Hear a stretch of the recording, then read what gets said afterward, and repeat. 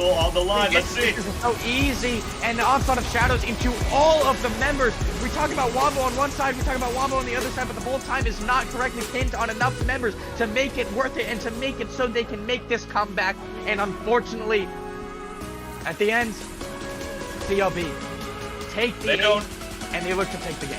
And then as we rolled into game 2, Maokai was picked again. Welcome to the League of Legends Champion Spotlight, featuring Maokai, the Twisted Treant. Maokai is a support tank hybrid. That's why he's the GOAT! The GOAT! Bold move. Overall, normally Darius is only reserved for those counter picks, and it looks like they're just going to respond with Maokai. And the team was entirely green, so they kind of had the aesthetic advantage for the Big Bongo boys. For the first 22 minutes, I kind of got distracted watching the LCS. 100 Thieves did win, to a big surprise of all the casters, and then we moved back into the game, where Baron and Soulpoint were both hit here by CLB. Towards this dragon, we do have good depth running up from base. Let's see if we can get here in time. And this dragon is down to 9k HP. They opt to pull it out, so the potential steal is has a lot less potential to happen. The Maokai ulti for the engage. They want to make this happen. The Wombo combo, but the bullet time is just barely out of range, but it's not going to matter in the end. The Deathball comes too strong, but this Twitch is free-firing in the backline. Good Death trying to stall time for his AD carry, but in a 1v4, when you're already routed and they're already on top of you, they make it look easy. With CLB taking a massive victory in the second game and this series, it seemed like the casters had gone to Hogwarts, because every single time they were casting and made predictions, they just put a caster curse down on poor Big Bongo boys. The series is taken by Clarity Black. And that was Risen Unstoppable for the night. Hey everybody, and welcome back to the Risen recap. Today we're looking towards Risen Unstoppable, and the stream started off with a bang, Quicksand asleep. It's the first game of Unstoppable Risen Premade. Come on, get up, But I gotta say, he was smooth once he rolled into it. And our first series was Big Bongo Boys playing up against Clarity Black. For the first 20 minutes of the game, it was a bit of fighting in the top lane, but not much happened besides that. Oh, but the engage coming out from Sejuani, but it's trading back, and Maokai actually regenerated a lot more health than I would expected there. For Boxer Squirrel, just really those kind of impacts making a huge difference in the gold. Yeah, and I don't know whether I want to call them Triple B, BBB, or Big Bongo Boys, because they're not all same solos. Then there was a mega turnaround fight for the Big Bongo Boys after they made a big dragon attempt, but then they got challenged again for the dragon attempt, which Big Bongo Boys won the fight towards. On this side, and there's a 3v3 on the other side, but I can't cut to it, and I can't cut to it. But Boxer Squirrel in the midst of it all, unable to get too much out, but finds the Q before his last dies, and Chicken Fried Rice to escape with good depth does not unfortunately have the W enough up to heal him. And they call goes back in the circuit, flip finds one. Can she find two? No, she gets shut down, and the exchange of lives is so insane. Can Maokai find the damage retrieval back? And he does, but unfortunately, it is the ace on the side of CLB that allows them to get this dragon. Much later in the game, Big Bongo Boys.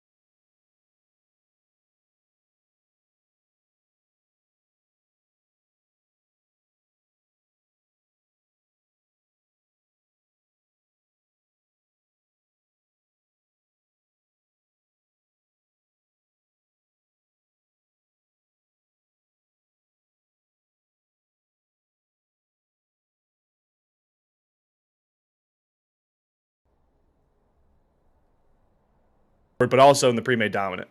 Yeah, so a highlight from last week was definitely the Hecarim coming in. Hecarim was absolutely ridiculous this past patch, as we know. He came in, especially because of those of you who watch the draft league, you know, I'm one of the color for draft league. We saw a lot of Hecarim. He came through absolutely dumpstered leagues, and Riot Games came through and was like, nope, we're nerfing him. But the kicker to that is it's actually not that hard of a nerf. And I have up the exact stats right now. So they nerfed the AD ratio on the Q, not by much, only by 5%. And then the W was also nerfed as well. So the E and the R are still pretty obnoxious. I like that as enough. And then Callista got a little bit of a base health decrease. Again, not really that huge to me. Kane also getting a little bit. So, like, to me, this patch didn't seem like it was like a normal, like, huge world pass that we're used to getting, like, in the past. It's like little minor changes here and there, but nothing that actually should change the meta very much for me personally. But that's just me. We'll see as time goes on. It could definitely like shape into more of I guess I don't want to say like more of a scaling meta because we're still there. It's just more of like the changes in the jungle should be changing a little bit, but not very much. Oh, Yeah, sorry, man. Just go one ahead. thing I want to add to that. So I am so upset with Riot. Okay, Hecarim is my champion, dude. Every time this champion is in a good spot, even though I think they took some damage coming off the stacks that you can take through the jungle. It makes me severely upset. Leave my horse alone. Let the pony do its thing. Let it get picked. Let it get picked and banned every single game, and I'll be happy with that. But yeah, I mean it's devastating, man. Devastating charge. Devastating. Yeah, you know, it's really interesting though, because I feel like every time we get to a Worlds patch, I mean, if you're a long-standing League of Legends fan, there are a couple of Worlds patches that definitely stand out to you as very monumental shifts in the entire meta right before Worlds comes around. I mean, more recent ones I would say is in 2020, the shifts to where you could really only pick Lilia and Graves in jungle, or you were inting the entire game in 2020. Older League of Legends heads maybe can think back to Ardent Crescent meta when that was just an absolutely broken item for every support player you can put on your AD carry. But the one I think rings true for all of us here, and Freak and Lum, you guys can jump in if you disagree with me here, is the Juggernaut. The Juggernaut Worlds patch where Darius and I think it was Darius was absolutely busted. Yep, and in the jungle at the time. Yeah, who were the other ones? I can't remember the other three. I remember them. Darius was changed. Garen was changed, considered as the Juggernaut. I think that was also the Sejuani rework that happened too. I think Maokai was also reworked then. Oh god, that was forever ago. I just remember the Darius. The Darius was infuriating. Yeah, it was infuriating. Terrible. I wish I had the stat, but I want to say like the champion with the single most pentakills in an entire Worlds tournament. I think there were like at least 7 Darius pentakills in that tournament alone, or something that's like that. So it's good to hear that there isn't going to be too much effective changes on hopefully this patch. I mean, we're just getting into Champions Queue for some of these pro players, and hey, we're just getting to this pre-made dominant slate on this patch. We'll see how it's adjusted. But before we really get into the draft, you know, talk to me about Llama. Go to you here first. Obviously, pre-made dominant's a pretty long stretch of a season, but we have 2 teams that are 1-1. How much do you think it matters? How impactful is this game in week 3 to get one of those teams to set themselves up over 500 or duck below, as every one of these games seem to count more and more as we roll through? Well, overall, right, it's the time that you put into it, all the preparation goes into these games. And for a lot of these guys, they're not just showing up, right? I think the Irish said it good. We're not just here to take part, we're here to take over. And a lot of these guys, they have that kind of energy when they take to the ref. Most of the games are pretty damn close. Being 1-1 in the standings, like you already mentioned, for both of these guys, they have an opportunity here to go into third with a win. And that's pretty big, considering everything that is going into this and future games that come after this too. So I want to see everything. Leave it all on the rift. Don't leave anything to chance. You know, pick something, or if it's not banned away, get on those comfort champions. You know, if you've been working on that also important team composition, let's see it. Let's see how it can play out here. So, I mean, every game is super important for these guys. Yeah, I certainly agree. And for Freak, I missed it. Did you have a fleeting comment you want to make about being 1-1, as you know, grudge match game to get above 500 record? Definitely, because it kind of makes a statement, and even though it's early in the season, it makes a statement to like, we're here to fight, we're here to play, and we want to make sure we can win as many games as we can. Because obviously, playoffs are so far away, but they're still on your mind, and you want to make sure that you're in a comfortable position to be able to get to those playoff spots. And now I gotta say, I was reading into both teams, and both teams have some pretty solid champ pools coming in. Well, I gotta do my classic flame of OSU BGC real quick. So I'm sorry, lads. Being from Michigan, I have to be against you guys for this series because Michigan, Ohio. Iceborn Rady's gonna take this game easy peasy. So we're just gonna go ahead and do that and just.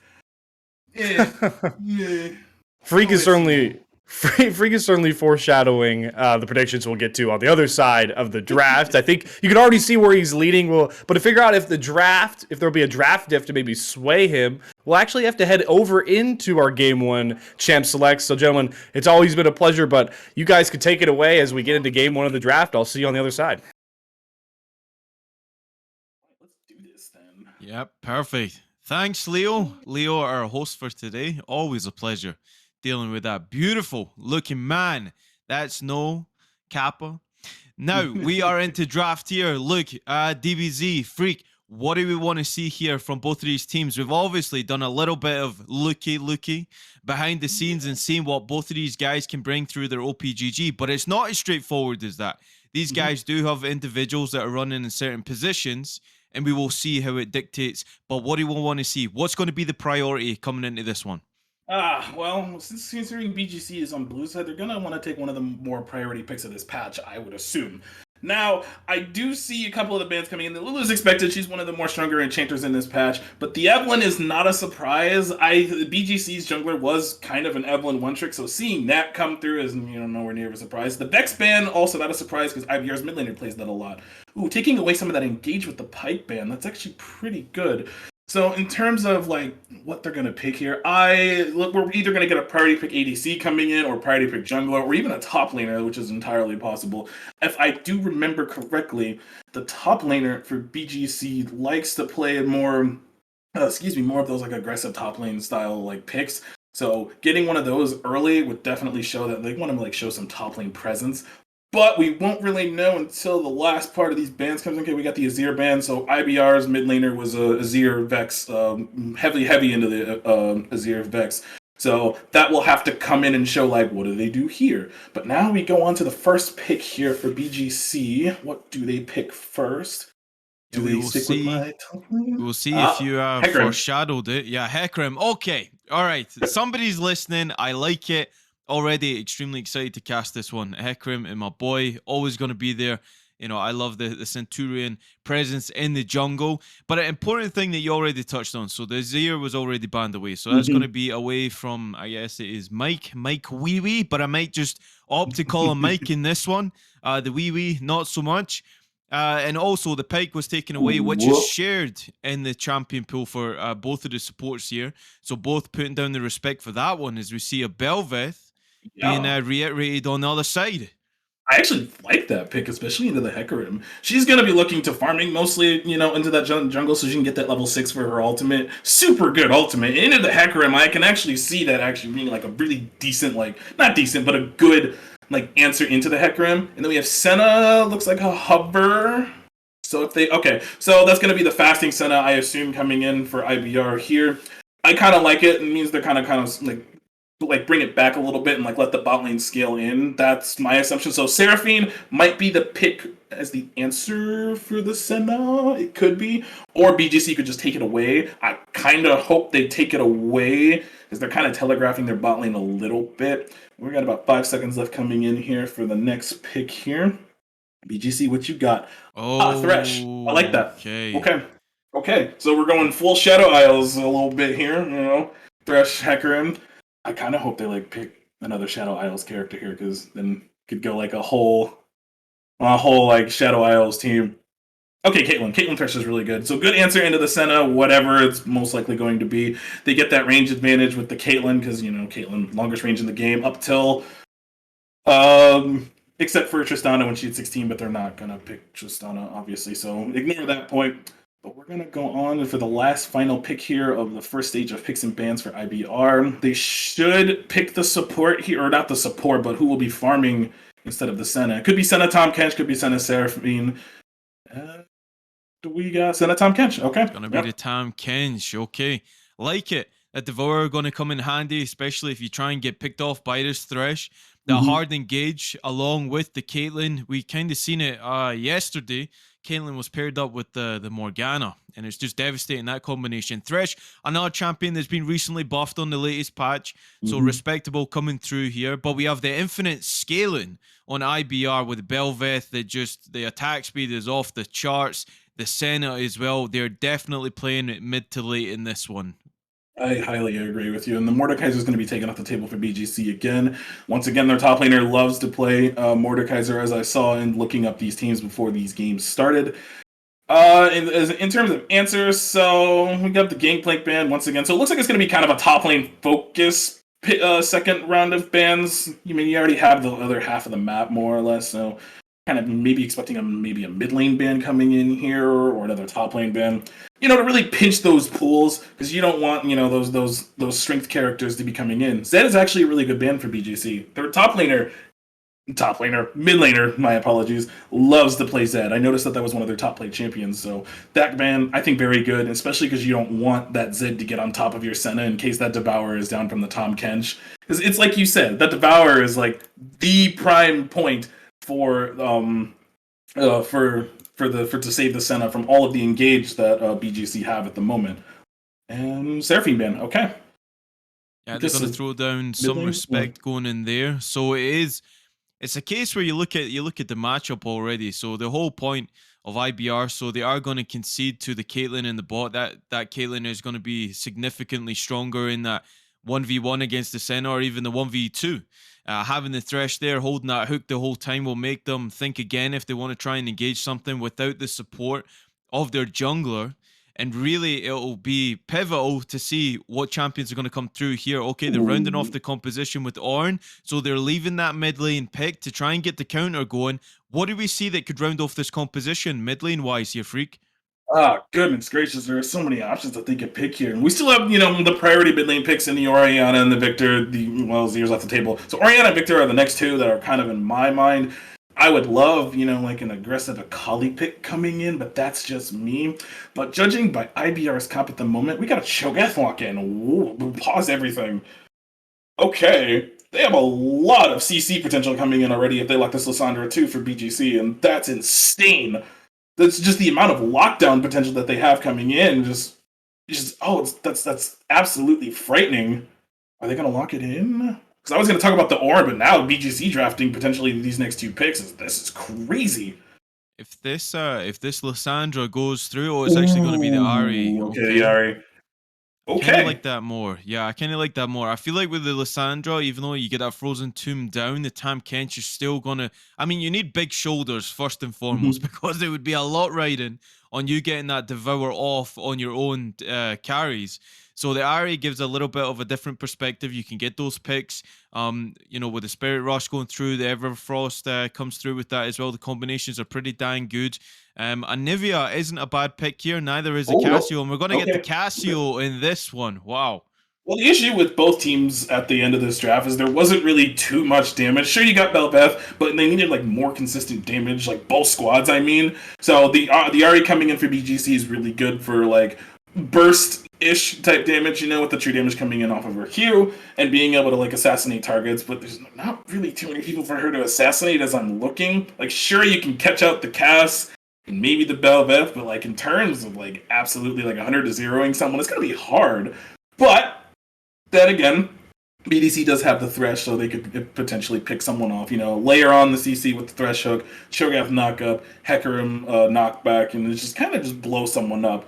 It'll be a little bit before that happens, but I believe that they could do it. And in terms of IBR, Cassiopeia does a lot of damage, and I like both drafts, to be completely honest with you. It's just I think this is going to be like more of a long con game, if that makes sense to you. Absolutely. So we like both drafts, but I want to hear the thoughts of Leo. So we are going to cut back to the analyst desk real quick, get the thoughts of Leo on this one, because it is looking like a spicy matchup right here.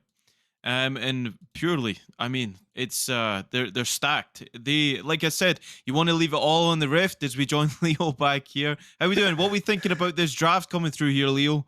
Oh my gosh. Well, it's got interesting points on each side. I know, Lamu. I heard you immediately scream at the R1 Hecarim. I still think that's a very great pick. Unstoppable Onslaught is gonna be very valuable in a team comp like that. It's weird, right? Because on both sides, there's picks that I really like. The front line for IBR, Tom Kench and Ornn together is kind of just like chocolate and strawberries for me as a front line. I mean, there's just so much chaos they can cause.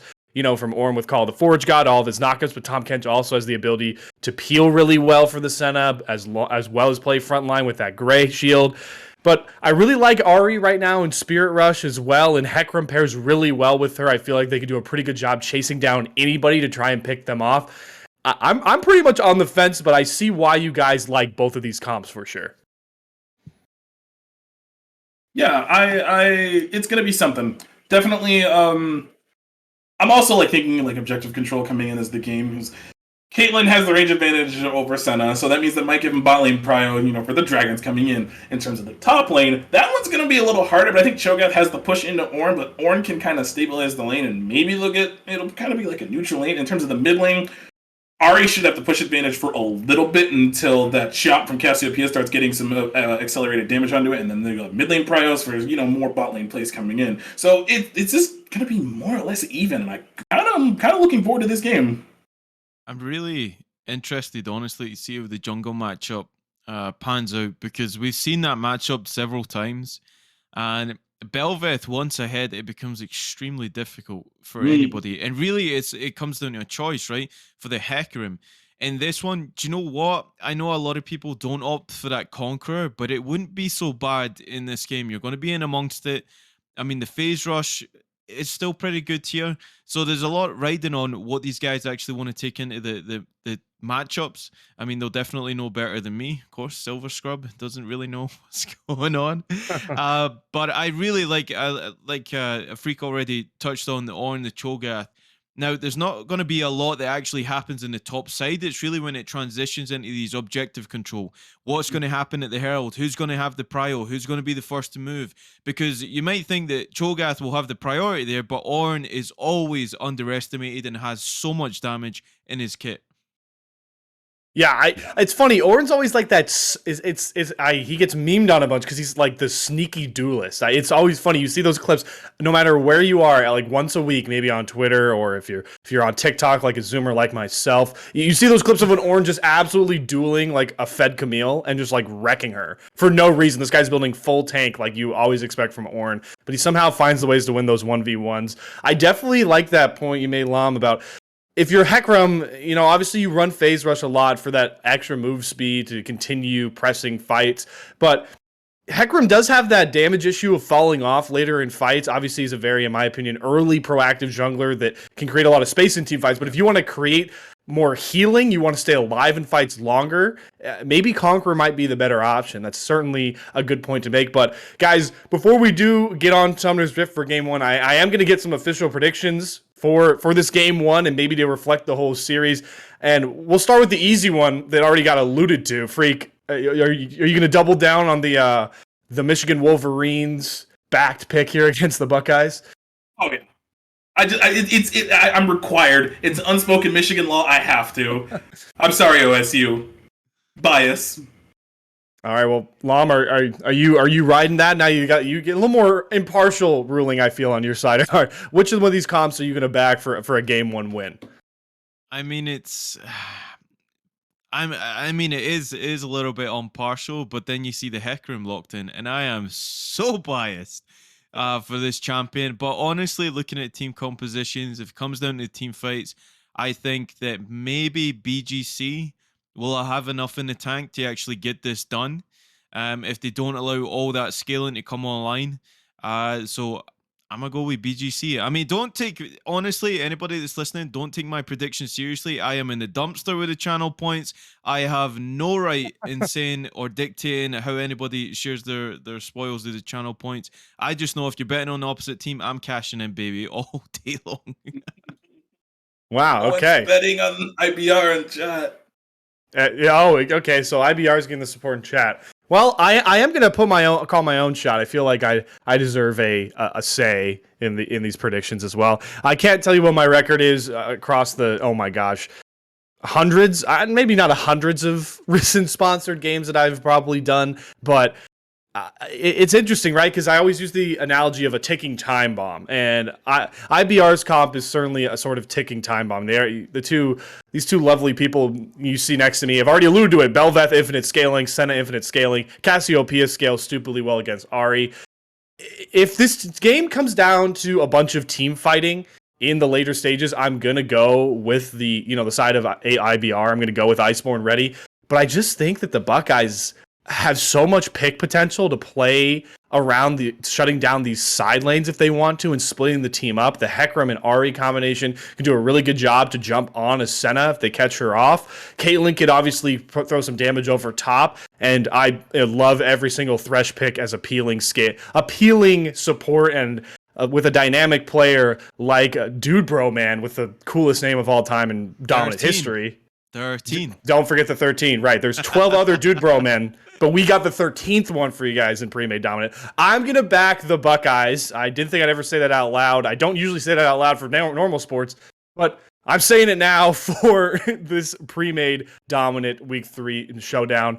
Now, I believe we're getting close to getting in game here, so it might be my farewell. Actually, we do have a bit of time before we actually get into games, so I do also want to get, you guys talked about the early game matchups. You talked about the jungle pathing, but I'm going to make you guys give some love to the bottom lane early game because I am unfortunately an 80 carry main, if nobody here already knew that. What does Caitlyn Thresh versus Senna Tahm Kench look like?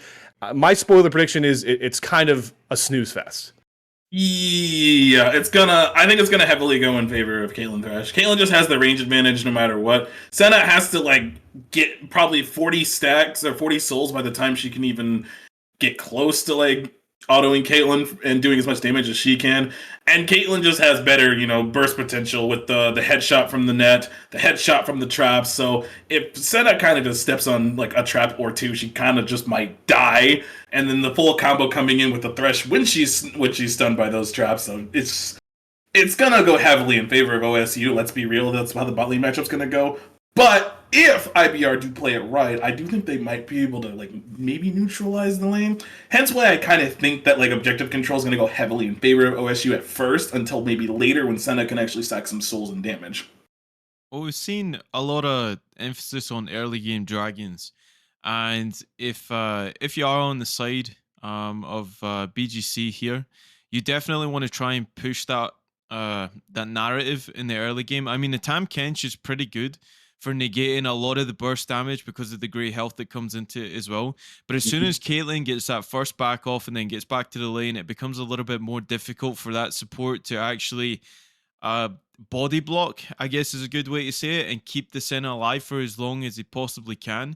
So there's a lot of thinking, a lot of micro stuff has to happen in that lane from both sides. If Caitlyn plays it wrong and gets caught out with, the 3 stack by the time Kench gets stunned up and then gets killed in an alternate universe that happens, then it could spell trouble, and then all of a sudden we see everything flipped. So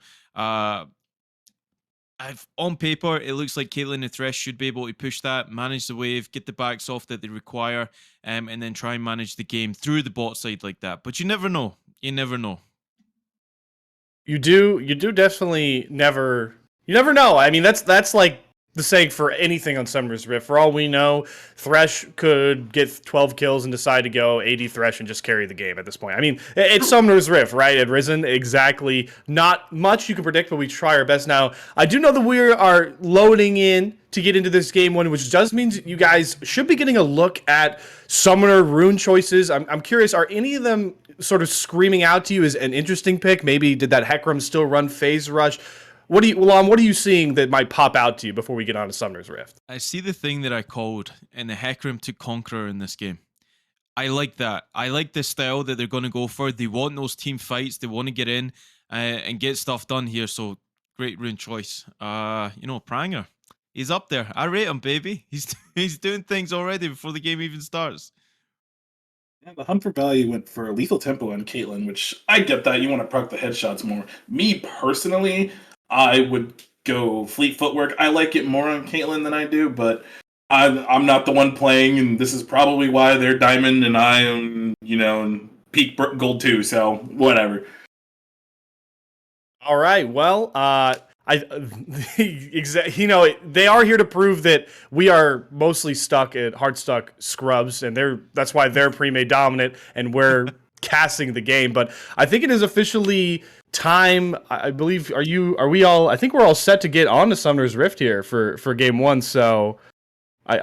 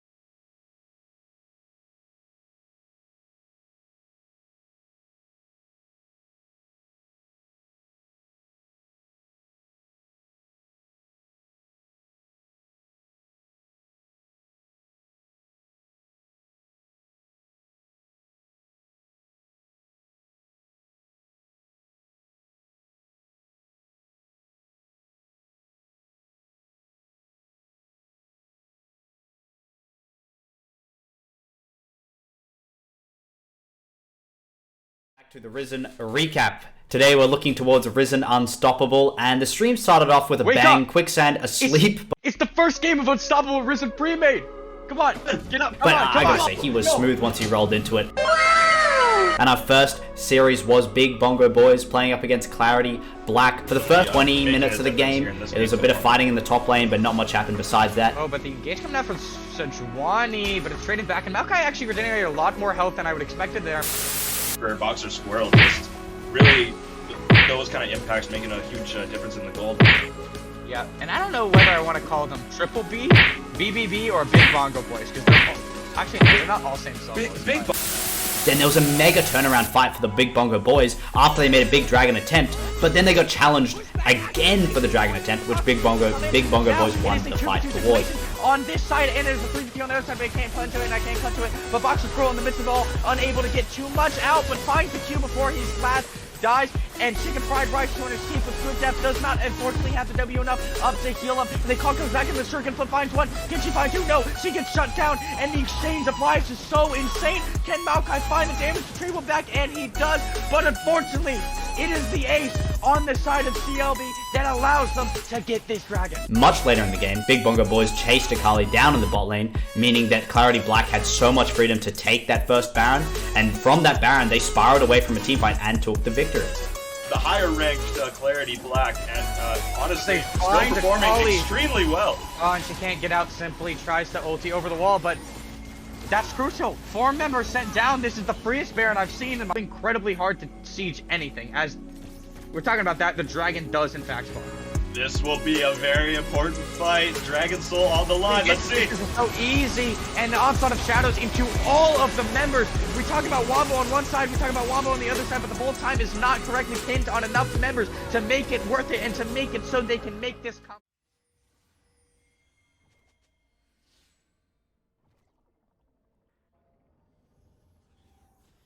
Welcome back, everyone. We are on the Rift. Everything's synced up and ready to go here. We see the Mastery coming through from Iz Bongos. He's feeling good about this one. Freak, how we feeling for him? Do we rate the Cho'Gath's chances in that top lane there? Corrupting Pot as well to keep the sustain up and get those ruptures out.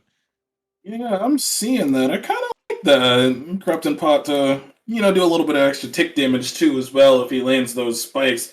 God, there's a technical name for that ability, and I can't think of it off the top of my head. Oh, he doesn't even level or anything. So Vorpal Spikes is his E. That's usually what most Cho'Gaths start in when they're against another tank. Sometimes they'll start Q if it's a range matchup, but in this case it's not. But we got a little bit of a late invade. Looks like it might be coming in. There's no way, right? I think they might be aware of this, but probably in the next 5 seconds they're going to go for a late invade unless someone blind checks this bush here in the river. I guess they're not gonna try anything cheeky. It's very tempting, but it is a Thresh. So Dude Broman, the lineage of the 13th in the line of Dude Bromans, is not going to be threatened by any sort of invade. There's you see Holy Carry. Oh my, look at the dance moves. Saturday Night Fever, but it's Sunday. Holy Carrot going to walk back up to the top side there, and we see an opposite start for both of these junglers here. We see the Belveth opting to start the blue camp, get a little bit more assistance from your bot lane, so always good to do that. But Hecarim will be on point, will be on the same timers and looking to get that full clear and try and impact that prio in the bot side there for him. It's kind of what we predicted, you know? Like, they wanted to get some bot lane focus going on, especially because the Kate Thresh is going to have the advantage. You know, Tomcat is going to be farming, so that way he can be tankier leader in the game. But I like to focus normally when I'm in draft league to focus on jungle pathings, and you pretty much hit the nail on the head. You know, opposite starts coming in, which kind of shows where they hit level 2 first. Okay, I thought something cheeky was about to happen. So, anyways, going back on about jungle starts. So it goes to show where the priority might be. Cassiopeia gets a nice cheeky word by the Raptors. So Belveth is going to go probably focus more on the top side here. While Hecarim, after he finishes his full clear, I expect to gank here or go for bot scuttle and then gank the bot lane. Unless they just keep this push. I'm actually surprised that BGC's bot lane is not like letting them push in since Hecarim's on this side of the jungle. So that ward was actually, it was placed a little bit late, I think. I don't think they actually seen the Hecarim. There was pings going down onto the Krugs. So they did think he was there about 10 seconds ago. Oh, good death sentence. A Flay, Joker has to expend the flash to stay alive. Husky, Templar trading it out with Hunt for value. And those Absolution stacks going on at the center, they'll enjoy those and we'll keep track of those as the game goes on here. But you can already see the power of this bot lane duo in the Thresh and the Caitlyn, and now Hecarim's getting the wraparound. He's going to get that crab, he's going to feel good, but Kotani on the Belveth doing the exact same thing and going to feel good about getting the crab. No double crab in this one. Death sentence again, and that's just so awkward to play against. The 90 caliber net's going to land as well.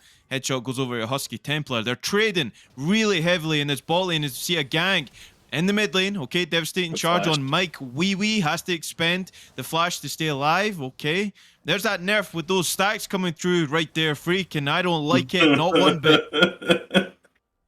Yeah, it was really good. It gets the flash out of the Cassiopeia, which is huge. She's a very, very immobile carry. It'll be really easy for the Hecarim to get on top of her. It's really also interesting here that I guess I probably shouldn't be surprised that Ord's getting the pushing her on Cho'Gath. He needs a little bit more time. Ooh, goodness, stop the backs. Stop Thresh's back. Okay, not bad, not bad. But anyway, so the flash down for the mid laner, really good. So Hecarim, I expect to go back there here in a little bit, probably in the next like 40 seconds or so. In the meantime, we got Belveth, you know, backing after her whole clear. Grump back up, second Grump, and ooh, Hecarim is pathing topside here. Oh, but I think he smells it. Yeah, will be spotted by that ward. Good judgment from Holy Carrot, getting that ward nice and fresh in there. It's going to be cleared though. Oracle was actually picked up by Hecarim on the back as well, and opting to get that tier in the inventory, going to help him out a lot with the clear to stay nice and healthy with the mana, because mana is usually the problem with Hecarim in the jungle, usually run down really quickly, but they're doing a good job. Look at these pings. They know exactly where this Hecarim is, and you have to keep track if you want to keep Mike out of trouble. Oh yeah, for sure. Because we know, oh, that was close. Wow, I actually thought that was going to hit the Tom there. You know, Tom having no flash, that would have been definitely instant death. But good for him for keeping it together and, you know, getting the minion block there to stop that. So we got a TP coming in here in the top lane for It's Bongos. He's gonna probably... Nah, it doesn't lose anything, so get there in time to kind of keep the push going and maybe get some vision down on the river so that way Belveth doesn't try anything cheeky here since, you know, the lane is pushing more towards Holy Carrot. The bot lane, we see that they actually got the push on right there. IBR managed to push that wave. They get to go into the river, put down some vision, try and protect that first Drake. You see Hecarim is down there as well, potentially looking for a play. Okay. Oh, okay. 6 for Holy Carrot. Bongo's gone the wrong way. Kaladin Forge God gonna land as well. Kotani in the right place at the right time, but can't say the same for Bongos. First blood goes over to this Ornn in the top lane. Okay, I respect it for him holding the flash there. I mean, the lane was pushed, and Belveth, saw the opportunity to kind of capitalize on that. But that first blood going to the Ornn is actually pretty nice. So that way he can get ahead and get those tankier stats coming in, so that way he can be that meatball that the team will need later in the game. So overall, really good gank. And like I said, respect to its bongos for holding the flash. I think he kind of figured, he was like, yeah, I'm just dead here, but the dragon will be traded in response. So there goes that first dragon that I mentioned. You feel that early bot lane pressure. And, I mean, Cloud Drake, I'm impartial to Cloud Drake, but that extra movement speed will be nice. And we have Ocean Drake next. Okay. Especially on that Hecarim.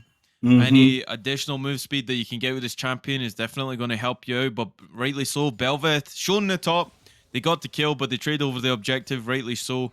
Good understanding. You have to trade it across the map if you are going to try and stay even in this game. Approaching the 7-minute mark, everybody looks pretty good in these lanes. And honestly, Husky, Templar, and Joker, they're absorbing a lot of damage in that bot side, but they're looking pretty good here, all things considered. They do want to try and duke it out as best they can with that Caitlyn right there. But we are seeing these level 6s coming across the board now here, Freak. Oh, yeah, so we should be expecting some big fights here coming up in the next couple of minutes. And, oh, good hook. Oh, missed the flay, though, so Grey Health's going to keep on going in. Abyssal Voyage going to go into Caitlyn. Hunt for value, needs to hunt himself back the way, gets the Dark Passage out of there. So good good Lantern from Thresh to keep him alive, because that was really close. 25% health on the Caitlyn, and it looks like the Senna and Tam Kench are just... putting them in stat check there. Okay, Charm. Oh, everything. Mike Weeby flash back. Gets the double back. I see Oreo 226. Remember the name, because you're going to be thinking about it as you walk back the lane on that grey screen. Oh my goodness. That was insane. So go ahead and ignore the disconnect and reconnect that's happened in something while we were paused. It's just probably a little something. But what that mid lane play. Oh my goodness. The flashback for the extra damage on the Q. I love flashy plays like that, no pun intended, but I love it when players will do that. Very well done. And didn't really lose too much. The Cassiopeia is going to lose that really fat wave that's under the tower, so more gold loss for her. That puts her further behind. Gold lead is about 900, but Nari's about 300 gold up after that kill. The mid lane was even up till that kill, which is really nice. But wow, I can't stop geeking over that play. That was cool. Now we're seeing those trades for the objectives. Belveth has full priority in that top side due to the early kill going over to that Ornn. Manages to pick up the Herald right here, so that's going to feel pretty good.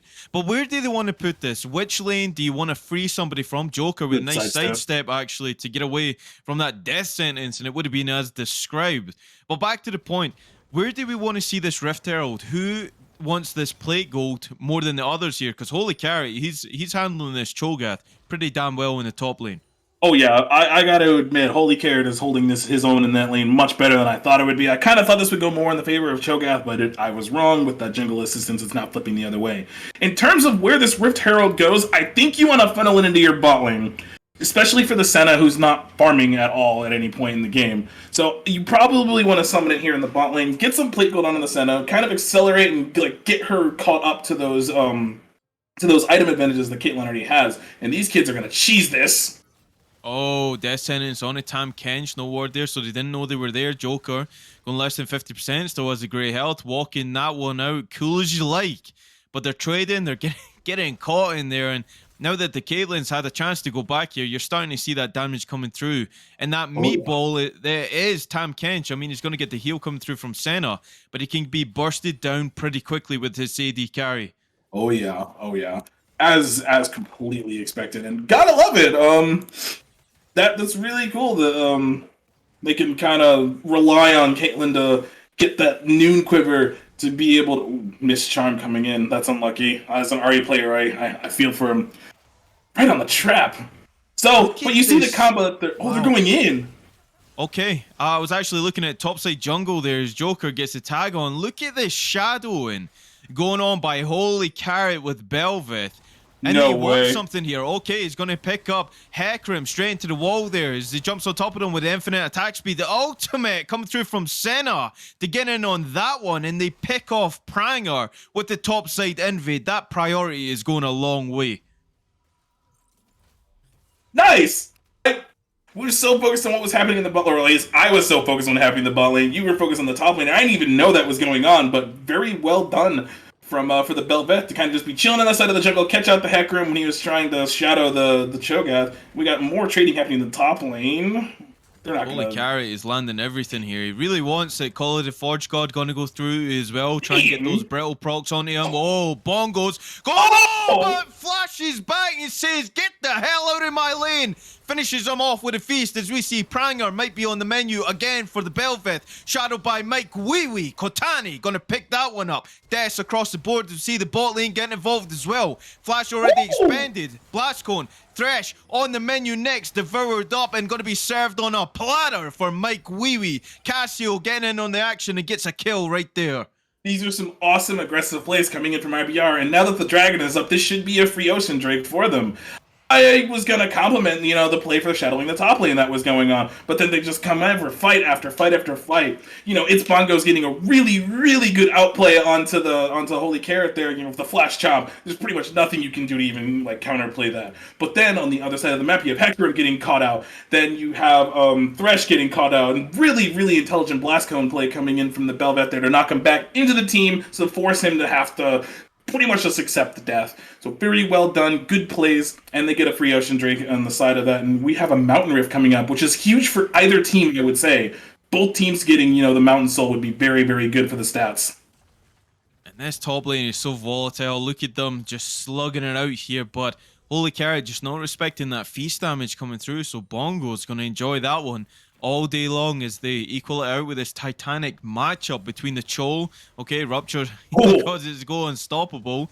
They still want it. Look, it don't even care that the minions are fighting them as well, and eventually that those caster minions will get in range of that turret right there, but we need to keep our eyes on that because look where the Hecarim is right now.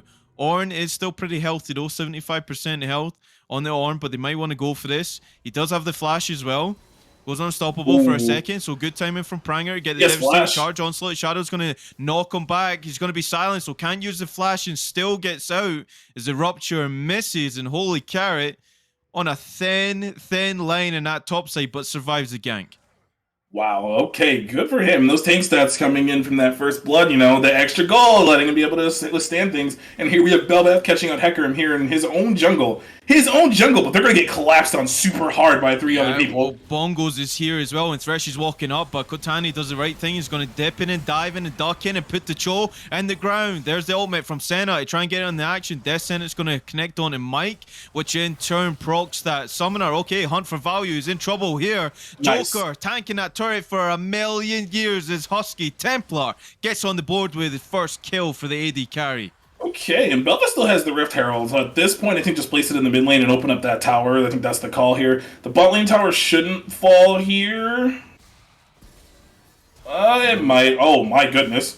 Yeah, I already know Ultimate has to get the flash out to get out with that one. Teleport's going to go down in the mid lane too as they're chasing Hecarim out with the red side of the jungle. This Belveth is just so big right now, but Bongos is here. Rupture misses. The dash goes over from Kitana. Going to be silenced. Everfrost going to miss. Engage goes on 3 members, but Belveth is still going to fall here. Good play coming out from Mike, but it wasn't enough to keep the jungler alive in this one as we see the bot lane rotating here. Rupture going to land. Charm just going to be out of range for Mike, and this one is the duke it out, and everybody seems to be running the best ARAM impressions in this game. I don't know. I think the Herald expired at this point. Oh yeah, she just purchased Oracle Lens. She never summoned the Herald anywhere. That's kind of weird, and a missed opportunity to just get first tower for free. I'm not sure what the call there was, but lots of extended fighting happening here in the mid lane. Thresh probably going to pick out the cast. No flash. Oh, Descent is actually went wide, but the charm landed anyway, so it might not matter. Actually, Thresh is going low. Icy Oreo is going to pick that one up, so good combination. It was actually Icy Oreo that was going low there, so never mind. Bongo's still with Holy Carrot, level 11 on the Ornn, so you're going to get that second point and call it the Forge God. Dark Passage there. Can he get to it? Yes, he does. Nice. Thresh coming in clutch to save the top laner right there. Ooh-wee, that was a lot closer than I think, and they're going to turn for the Herald, but they're seeing on it. The rest of the team's not even anywhere near. This could be pretty dangerous coming in for IVR. Oh, they're calling the horn.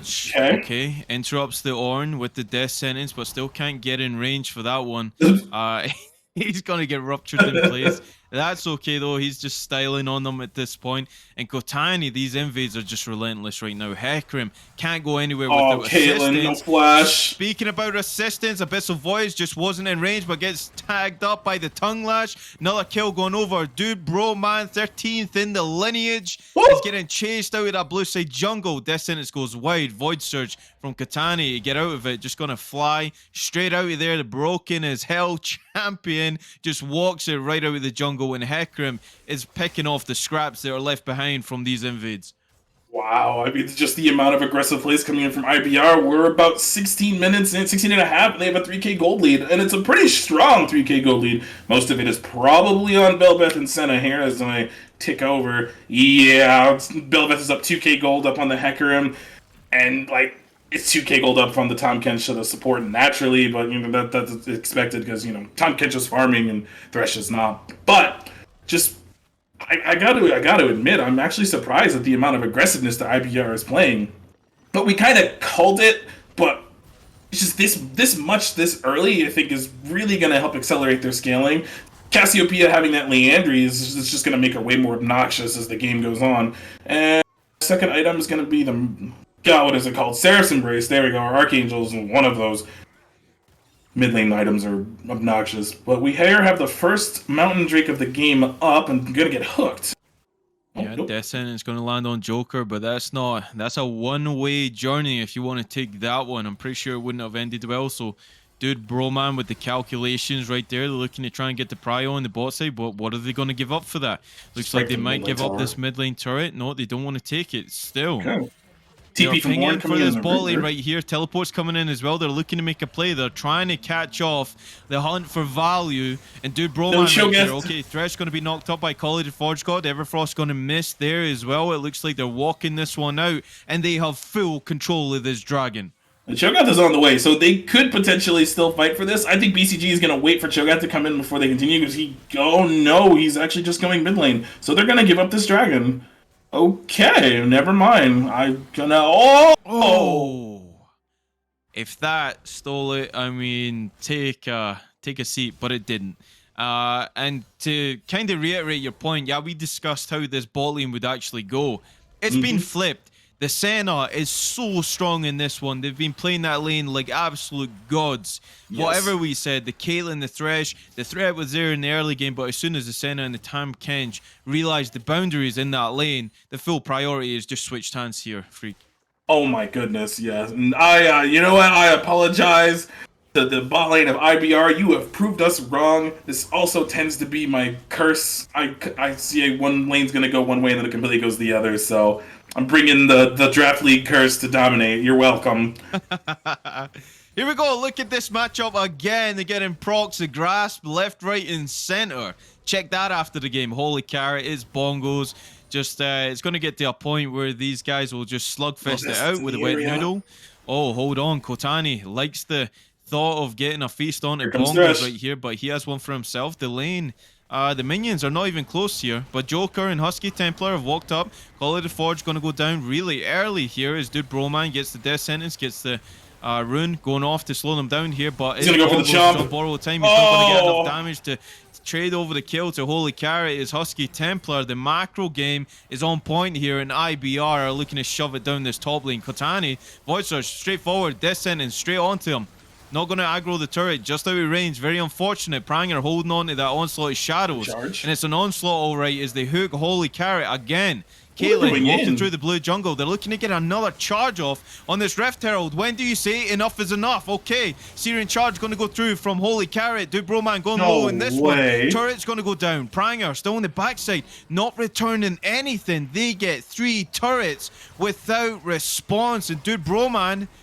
Oh, ultimate goes through from Husky Templar. They're literally just standing in the face of them and daring them to come on and fight us. As Pranger is getting the wrap around, but Mike is there as well. Oh my goodness! Velvet is just so fed at this point. Charm goes through onto the jungler. Okay, going to get devoured. There's the power of the Thomas Kensington. Going to pull in Holy Carrot again. Oreo goes across the wall with the ultimate from Ari. Still has 2 charges. Not going to get them off here as we see fights on 2 fronts. Joker, this is the support Tam Kench. He gets stood on the trap. He gets the the turret, gets everything. Bongos going low here that's another kill. Going over to the Senna, and they are just pushing everybody in the BGC, and they're daring them to try and fight them, and they end up with the win.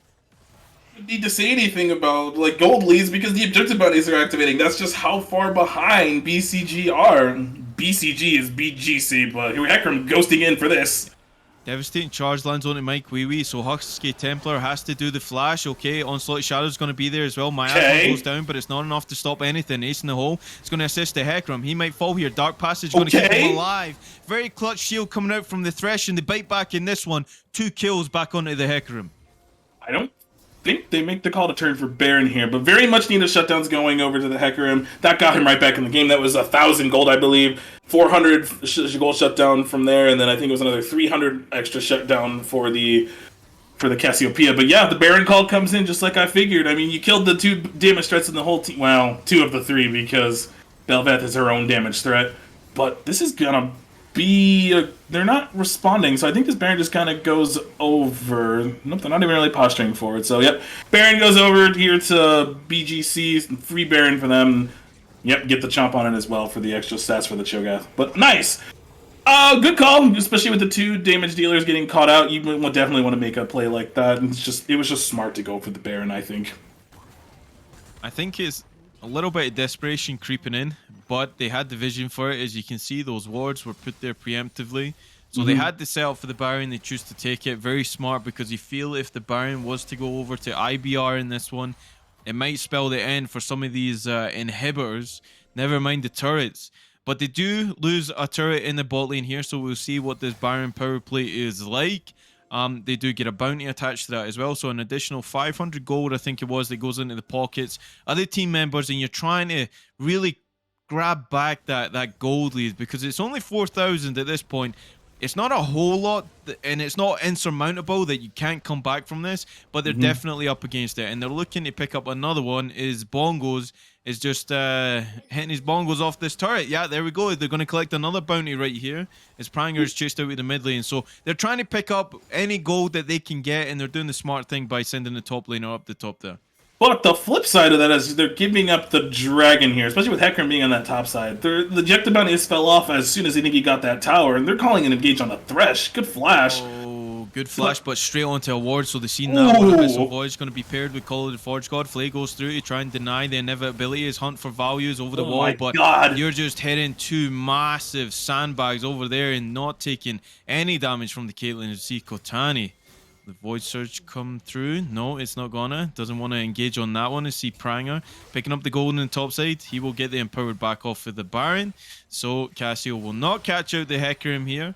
As they do give over their support for a little bit more gold in the pockets by getting another objective in that top side. I'm not entirely... I don't know if I like that call. Like, I know Hecarim was about to get caught out there in the river, but giving up the soul point for just a top lane tier 2, I'm not really a fan of that call. I don't really like... What would you have done in that instance? Oh, we got a fight coming in. I'll tell you, right after this, Icy Oreo going to Spirit Rush back. Okay, goes back in, gets the charm onto Kotani. Ultimate comes through from the center. Not going to keep the jungler alive. That's a big shutdown gold going over to the Hecarim here. And Holy Carrot needs to get on his horse here.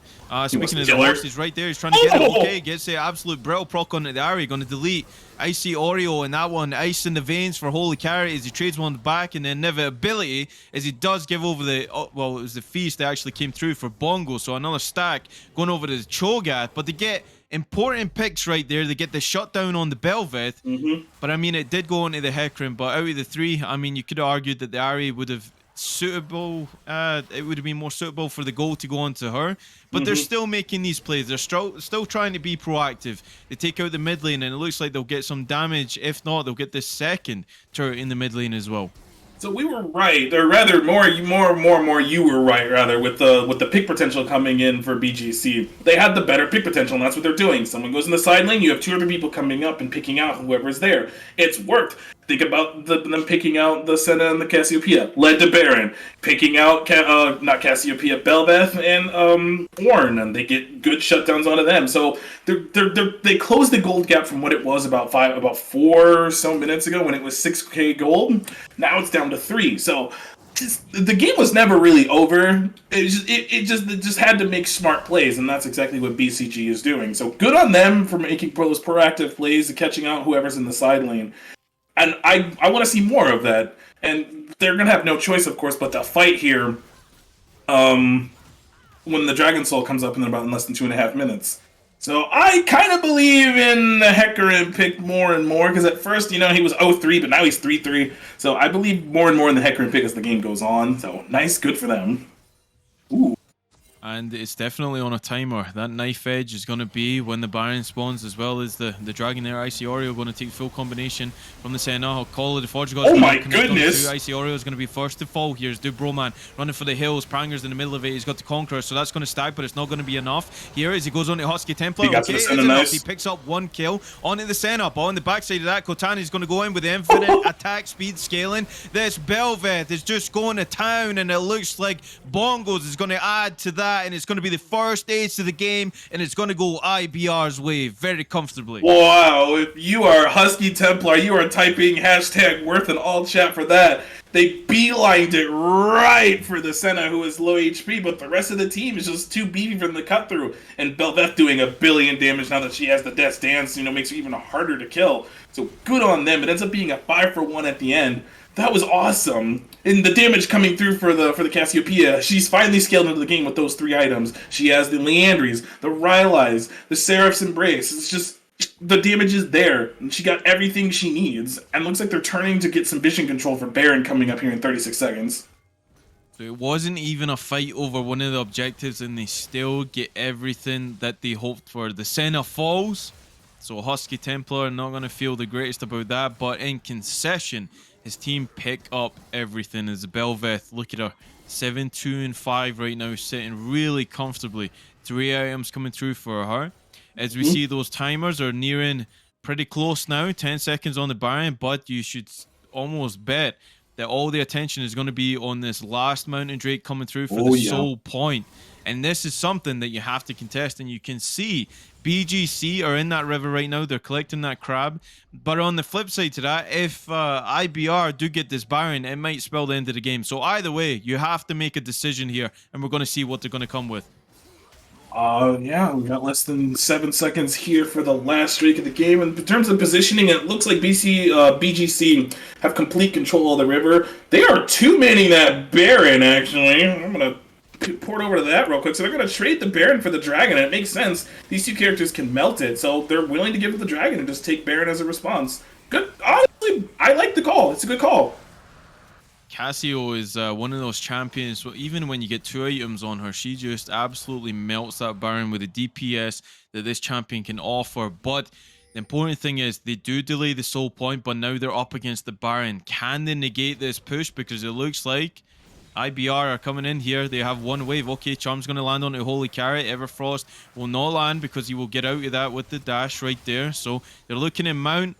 A little bit of a siege in this top side. Try and get another inhibitor down. The more advantage that you can get, you can try and sync up these waves and eventually crash the Nexus turrets. But let's see how this one goes down. They're going to root up Bongos. Okay, Orb goes out from Mari. Playing it nice and safe, and you have to be, because any mistake here will spell the end of the game. But they want to go for it. Okay, call it a Forge God. Going to land just on the Cho'Gath. Belveth in there as well. Senna's going to help with that, but Caitlin's already the first to fall. Icy Oreo on the side of it. Lands a charm, but it's not enough damage to go through, as we see Hecarim. 1v9 on the backside. He gets that. Onslaught Shadow's going to go in the rest of the team. Kotani goes low. They get the Belveth. This might be the defense that they were looking for. Mike has to be devoured to delay the inevitability that he's going to fall here. The stacks are on Pranger, the Conqueror fully stacked, the Hecarim going big in this one is Joker procs the grey health just for a second, and BGC show that they're not going to go quietly in this game here, Freak. Oh man, now the complete opposite happens that happened earlier, a 5-for-1 going the other way. I think it was a little ambitious to make that call, and there really wasn't any appeal for the Senna, who got absolutely dumpstered by the Hecarim as expected. He just went right into the back line and just went right for it. Now, they did get 2 inhibitors, but at the same time, like, you really... that fight, to me, was just way too... I don't know how it gets... I don't want to say split, because Belveth and Tom Kedge kind of just went into the Nexus Towers, while the rest of the team is fighting off the Hecarim on the other side. So I I didn't really like the call for that fight, so the game will continue on.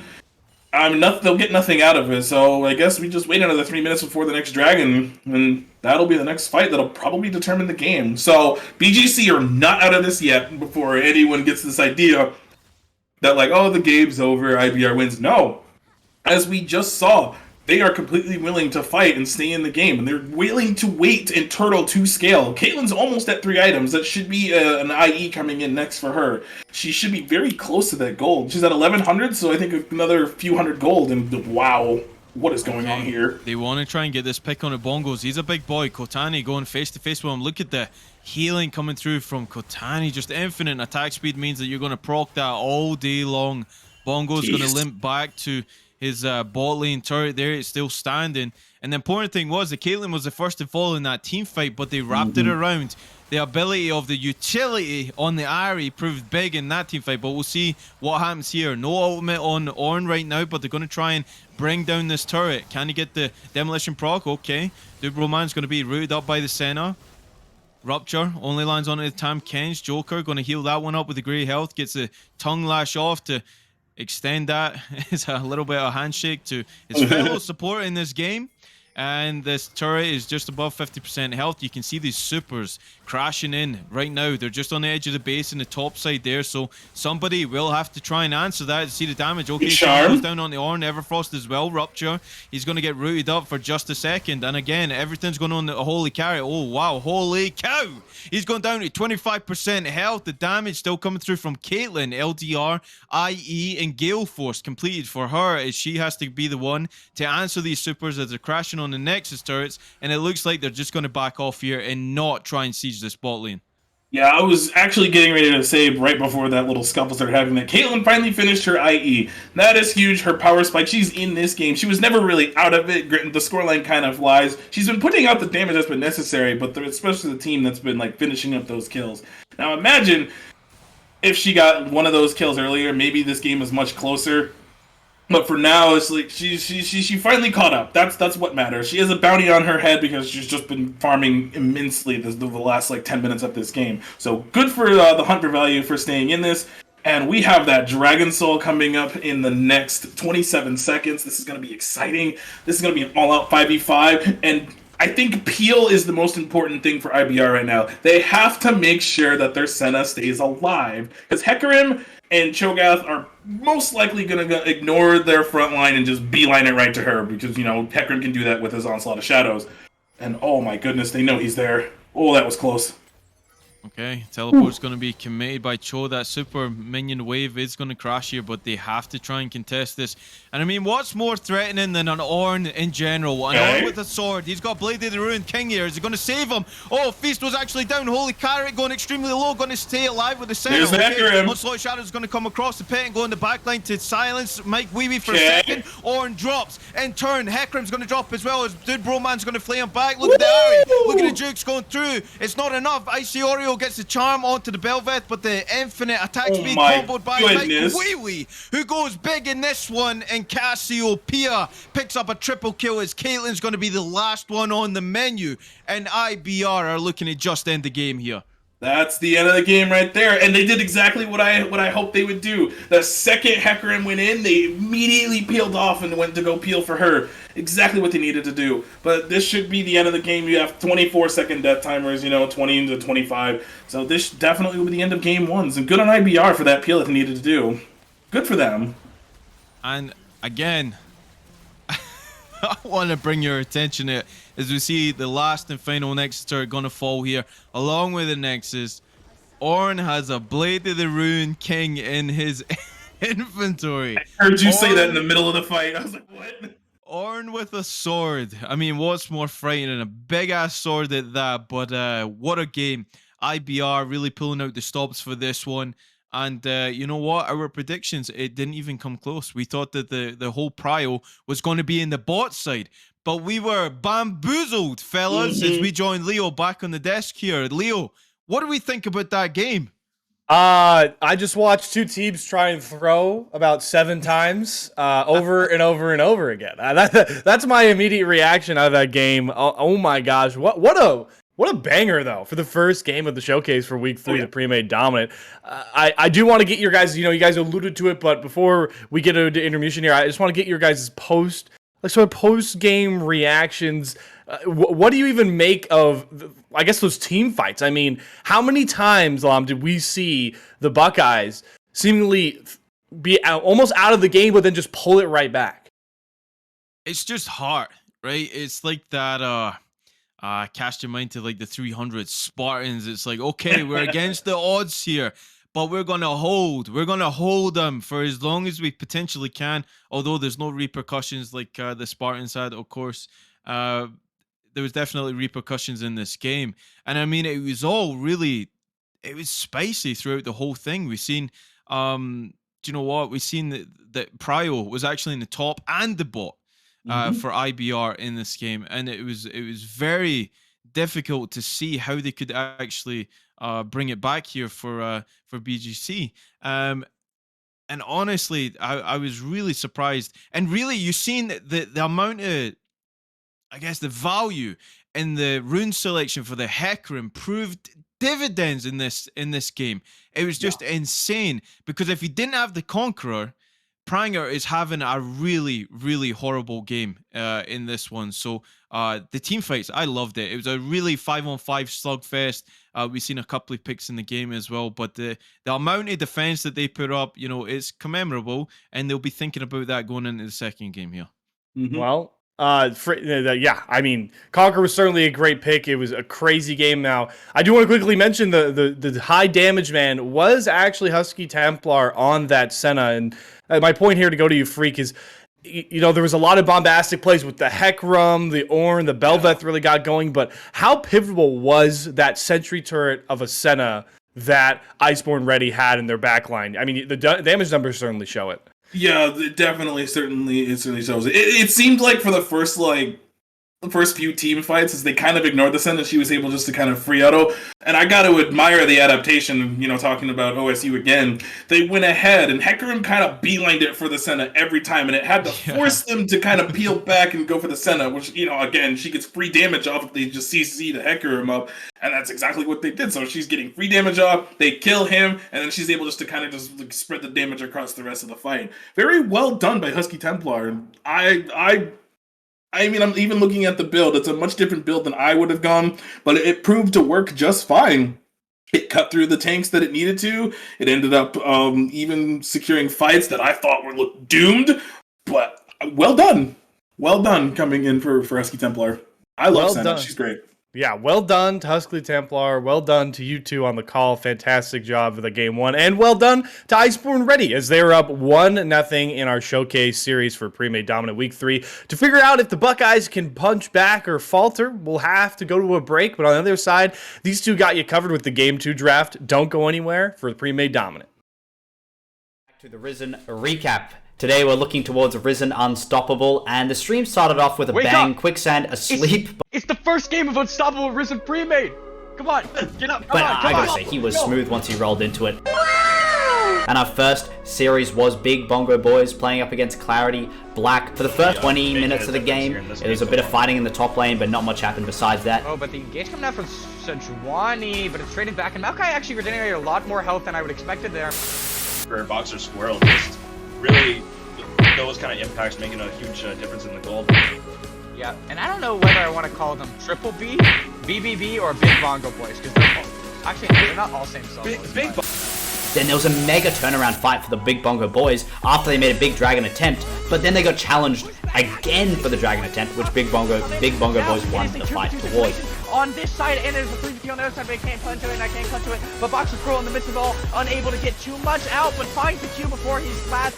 Dies, and Chicken Fried Rice to his team with good depth does not unfortunately have the W enough up to heal him, and they call comes back in the circuit, but finds one. Can she find two? No, she gets shut down, and the exchange of lives is so insane. Can Maokai find the damage retrieval back? And he does, but unfortunately, it is the ace on the side of CLB that allows them to get this dragon. Much later in the game, Big Bongo Boys chased Akali down in the bot lane, meaning that Clarity Black had so much freedom to take that first Baron, and from that Baron, they spiraled away from a teamfight and took the victory. the higher ranked Clarity Black, and honestly, still Find the performing Kali. extremely well. Oh, and she can't get out simply, tries to ulti over the wall, but that's crucial. 4 members sent down. This is the freest Baron I've seen, and it's incredibly hard to siege anything. As we're talking about that, the dragon does in fact spawn. This will be a very important fight. Dragon Soul on the line. Let's see. This is so easy, and the onslaught of shadows into all of the members. We talk about Wombo on one side, we talk about Wombo on the other side, but the whole time is not correctly pinned on enough members to make it worth it and to make it so they can make this comeback. And unfortunately, at the end, CLB take the lead, and they look to take the game. And then as we rolled into game 2, Maokai was picked again. Welcome to the League of Legends Champion Spotlight, featuring Maokai, the Twisted Treant. Maokai is a support tank hybrid. That's why he's the GOAT! The GOAT! Bold move. Overall, Normally Darius is only reserved for those counter picks, and it looks like they're just going to respond with Maokai. And the team was entirely green, so they kind of had the aesthetic advantage for the Big Bongo boys. For the first 22 minutes, I kind of got distracted watching the LCS. 100 Thieves did win, to a big surprise of all the casters, and then we moved back into the game, where Baron and Soulpoint were both hit here by CLB. Towards this dragon, we do have good death running up from base. Let's see if we can get here in time. And this dragon is down to 9k HP. They opt to pull it out, so the potential steal is has a lot less potential to happen. The Maokai ulti for the engage. They want to make this happen. The Wombo combo, but the bullet time is just barely out of range, but it's not going to matter in the end. The deathball comes too strong, but this Twitch is free firing in the backline. Good Death trying to stall time for his 80 carry, but in a 1v4, when you're already routed and they're already on top of you, they make it look easy. With CLB taking a massive victory in the second game and this series. It seemed like the casters had gone to Hogwarts, because every single time they were casting and made predictions, they just put a caster curse down on poor Big Bongo boys. The series is taken by Clarity Black. And that was Risen Unstoppable for the night. Hey everybody, and welcome back to the Risen recap. Today we're looking towards Risen Unstoppable, and the stream started off with a bang, Quicksand asleep. It's the first game of Unstoppable Risen Premade. Come on, get up, But I gotta say, he was smooth once he rolled into it. And our first series was Big Bongo Boys playing up against Clarity Black. For the first 20 minutes of the game, it was a bit of fighting in the top lane, but not much happened besides that. Oh, but the engage coming out from Sejuani, but it's trading back, and Maokai actually regenerated a lot more health than I would expected there. For Boxer Squirrel, just really those kind of impacts making a huge difference in the gold. Yeah, and I don't know whether I want to call them Triple B, BBB, or Big Bongo Boys, because they're not all same solos. Then there was a mega turnaround fight for the Big Bongo Boys after they made a big dragon attempt, but then they got challenged again for the dragon attempt, which Big Bongo Boys won the fight towards. Welcome back, everyone. We're getting strapped in here for game number 2. If it's got anything to have on game number 1, then I'm waiting to see it, and I can't wait to see it here, Freak. How are we feeling about this one? It's spicy. I'm very spicy. I'm gonna be honest. I kind of wonder what adaptations are gonna come in from OSU BGC. So we will see what happens.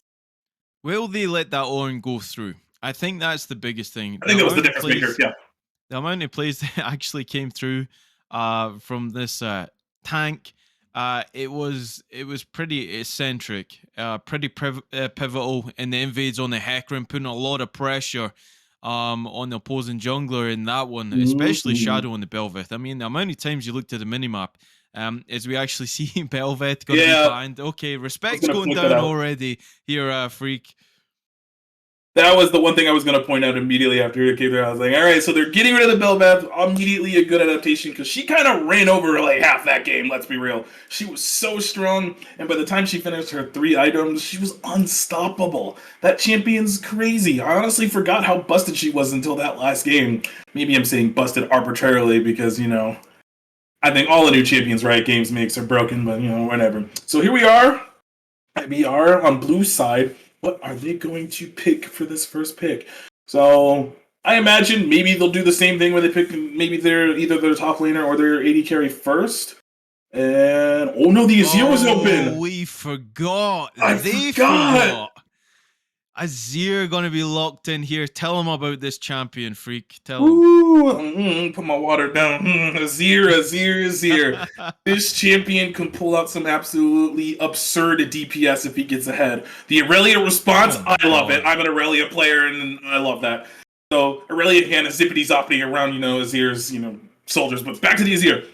Absurd amounts of damage if he gets ahead with that lethal tempo. Now, his build, that kind of depends. Will he either go not Iceborn, it's called Everfrost or Leandries. I kind of expect the Leandries when you see the Aurelia here is more tankier. BGC's going to stick with the Caitlyn. Not bad. Caitlyn was doing pretty well. She was just kind of unlucky with, the way the fights were going. But overall, she was doing some pretty good damage. So I'm okay with this Caitlyn pick. So the game plan from BGC is going to be keep the Azir down, otherwise he will take over this game. Iceborn Ready's mid laner loves playing Azir, so this could, I'm talking like one trick, potentially. We will definitely see what happens there with the mid lane matchup. I'm excited. Ooh, Aphelios. Okay. It's gonna be locked, yeah. So Aphelios is still one of those AD carries that warrants a lot of respect. But I am extremely excited to see the Shurima King in action in that mid lane. And for sure, like you already put emphasis on, this is potentially a one trick coming through. So for IBR to really round out this series, they want that 2-0 as we see Udyr. Third and final pick. Potentially, it's going to be locked in. Yeah, it's the Nudier coming through on this one, freak. Nudier, I like it. So I've only seen Udyr a couple of games so far. I'm not entirely familiar with what he does, but the one game I did see, he went top lane, and he didn't do too bad. I don't remember what the matchup was, but he was really good at splitting, which I imagine is probably the game plan here. You're going to win Udyr to just kind of keep splitting, build a little like bruiser-ish. And the Mordekaiser, I forgot, Mordekaiser was open too. They instantly pick up the Mordekaiser, and a really good answer. And okay, so they're banning the game plan. I wonder if they think Udyr is in the jungle, but I've seen more Udyr top than I have Udyr jungle, to be completely honest. There's a lot of flex going on here because Mordekaiser can do both. He can go top, of course he can go in that solo lane, he can even go mid. I've seen it mid. It's still pretty intimidating when you come up against this champion. When you're taking it that Shadow Realm, you're asking Pegasus, please let me go, brother. And he says, no, I'm going to slam you with this gigantic obliterate. And it's really a champion that can take over that 1v1 for sure. Udyr is another champion that I've seen probably more often than not in the top lane, like you're already making reference towards. In the jungle, I feel like it doesn't really get as much effectiveness. I think he does like that 1v1, that dueling potential that comes with this champion. And the healing aspect with the turtle is something that can just last forever with this champion. But again, itemization comes into it. You've seen in the last game that Cho picked up the tier. That's another item that Udyr likes to take so that he can spam those abilities and stay relatively relevant in that lane. So I want to point out these two next bans coming in for IBR. For those of you playing at home, if you want to accelerate a Caitlyn lane, you want to pair her with an enchanter that can lock down someone. Caitlyn Morgana, disgusting. Caitlyn Lux, disgusting. So, so that way that's how she gets that trap net combo down. But they're going to pick the Thresh again. It wasn't too bad. It did get some pretty good DPS off against the Senatom Kench.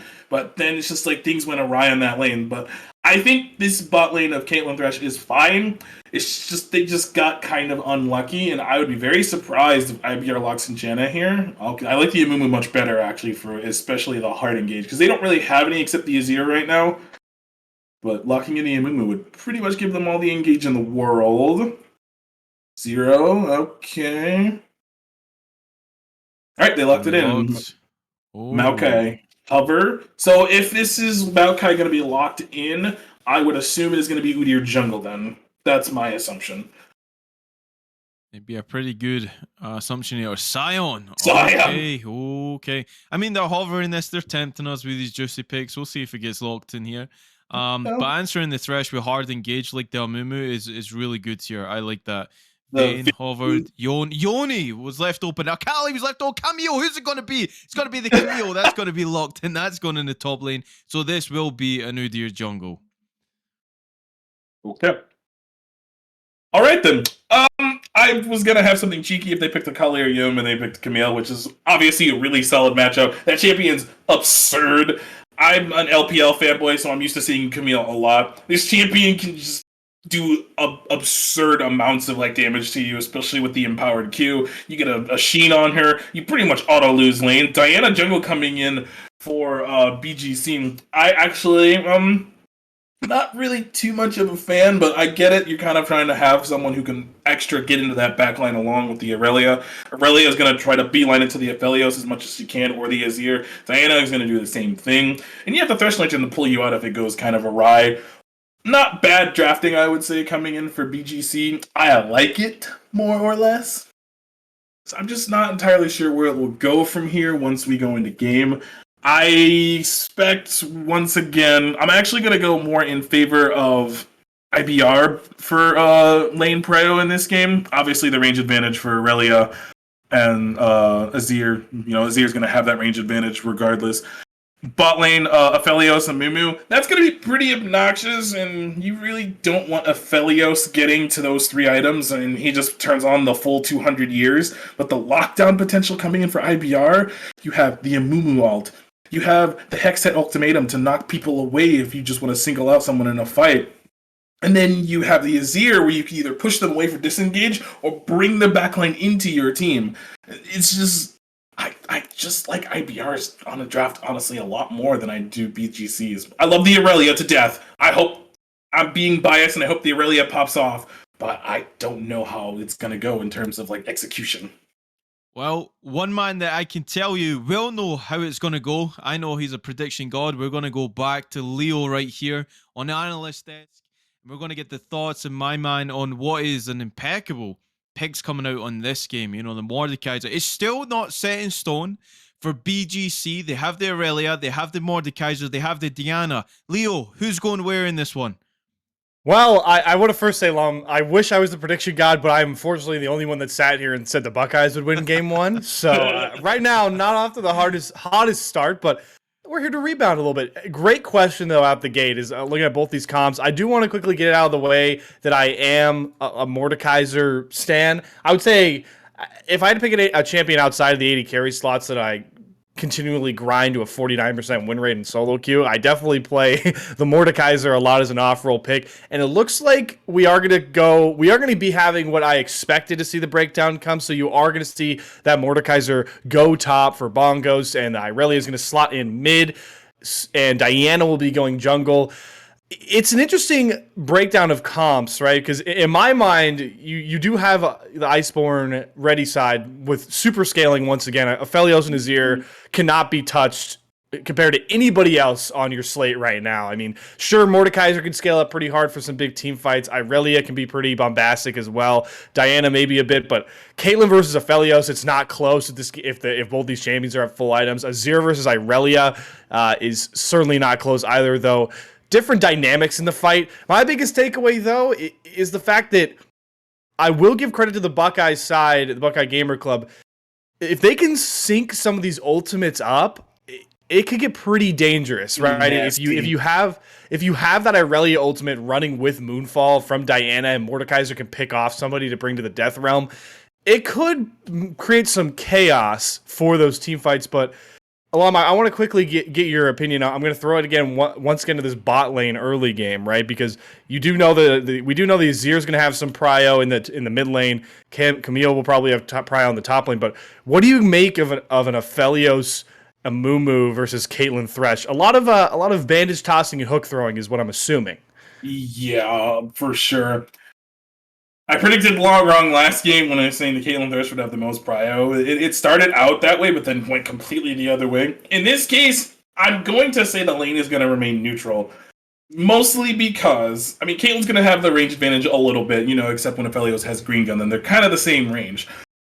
But in terms of, like, who's going to have, like, the full-on bot lane advantage, whoever throws the hook first. That's where I'm going. I'm going to say whoever throws the hook first and blows summoners, that's who instantly gets the lane advantage, because that's going to draw jungle attention at that point. Diana, really good at diving towers, so there you go, easy peasy. I haven't seen this new Udyr in the jungle yet, so I can't make exactly an informed decision. Otherwise, I would probably be like, yeah, old Udyr. I'd be like, yep, Udyr, easy peasy, bird turtle out, and then they get the kill. But in this case of the rework, I'm just not entirely sure yet. I'm learning more as the weeks go on about him. But in terms of Lam, are you feeling the same way? Like whoever throws the hook first might get the advantage in bot lane? So the thing that really excites me, and I really think it's an underprivileged pick in the support role, is the Amumu, right? You get that reactivation of your bandage toss. So if you fail it the first time, you can actually hook the minion, get in there, walk to the side, and then continue on your onslaught feed to win kind of strategy that I've seen so many times with this champion. And the relentlessness of Amumu as a champion makes you think twice about doing anything. So I have to agree that whoever throws it first and lands it, but if the Thresh goes and leaves the Caitlyn alone and Amumu's on that Caitlyn, I do favor that the Amumu is going to have a bigger effect in terms of deciding who's actually going to win that lane. So a lot of respect, I feel like, is going to go down in the early game. I don't think these guys will go toe-to-toe too much, but then again, our predictions mean absolutely nothing going into these games, as you see in the last game there. So eyes are definitely on that. But meanwhile, I am definitely going to be looking at this Azir Aurelia matchup. This one is a skill matchup if I've ever seen one. And if this Azir is a one-trick, we're going to see some spicy things here. Well, I'm going to give you some rapid-fire spicy predictions so before we get too close to going into games. So, Freak, I'll go to you first. Do we have a game 3 on our hands, or is this it? I'm a filthy Aurelia player, so I'm going to give it to BGC. I love Aurelia, so... All right. Lam, we think game 3? I mean, just with the macro that I seen coming out from IBR in the last game, I think they're going to take it. I think that they are just a little bit better and quicker to move. So, yeah, IBR is going to be my prediction for this one. All right, well, I'm rocking with Freak because I always love extra League of Legends, and I'm going to try to will it into reality. So I'm going to give the Buckeyes a game 2 win to figure out if our predictions are going to falter or fly high in the sky. We're going to have to go to one more break. On the other side, game 2 between Iceborn Ready and the Buckeye Gamer Club. Don't go anywhere. Back to the Risen recap. Today we're looking towards Risen Unstoppable, and the stream started off with a bang, Quicksand asleep. It's the first game of Unstoppable Risen Premade. Come on, get up, come on. I gotta say, he was smooth once he rolled into it. And our first series was Big Bongo Boys playing up against Clarity Black. For the first 20 minutes of the game, it was a bit of fighting in the top lane, but not much happened besides that. Oh, but the engage coming out from Sejuani, but it's trading back, and Maokai actually regenerated a lot more health than I would expected there. For Boxer Squirrel, just really those kind of impacts making a huge difference in the gold. Yeah, and I don't know whether I want to call them Triple B, BBB, or Big Bongo Boys, because they're not all same solos. Then there was a mega turnaround fight for the Big Bongo Boys after they made a big dragon attempt, but then they got challenged again for the dragon attempt, which Big Bongo Boys won the fight towards. On this side, and there's a 3v2 on the other side, but I can't punch to it, and I can't cut to it. But Boxer Squirrel in the midst of it all, unable to get too much out, but finds the Q before he's last.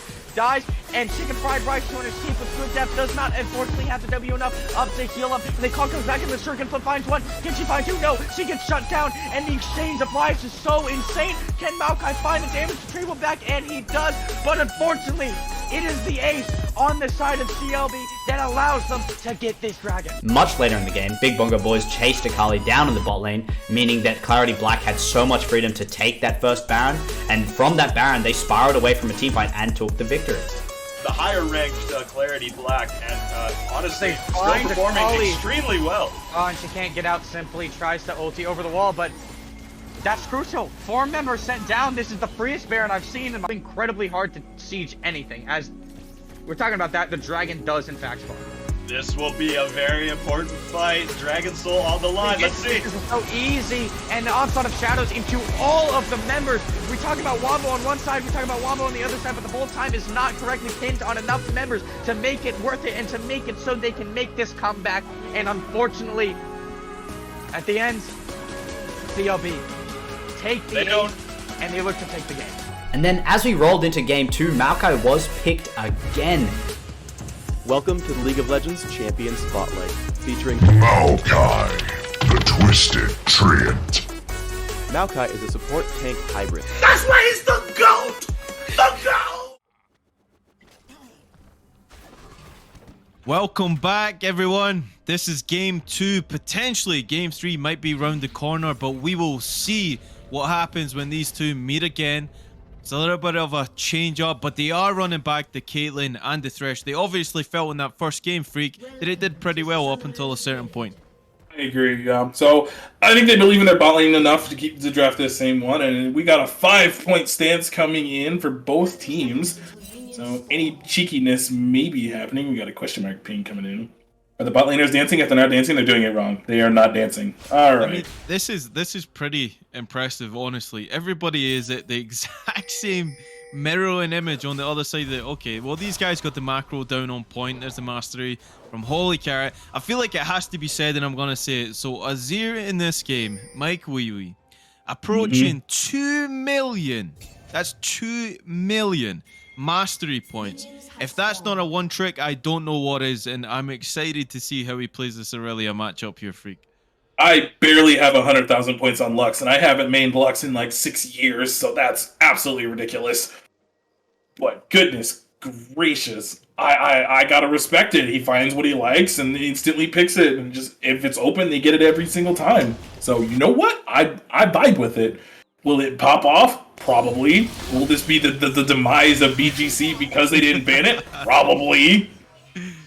We'll just have to see what happens. Just maybe, as we see bongos. Now, that is going to be an important thing. The Darkness Rise passive coming through from Mordekaiser makes these trades even more better for him once that shield is worn off from Holy Carrot. We will keep our eyes on that matchup as this unfolds. We thought it wouldn't be as explosive with the Cho'Gath and the Ornn, but man, we were wrong about that. So these two definitely have a score to settle with the Holy Carrot actually taking it in game 1. So the Ignite Teleport going to be opted for the Camille, and this is traditionally what the Camille actually takes in the top lane. It kind of falls into the same category. It's like the Akali.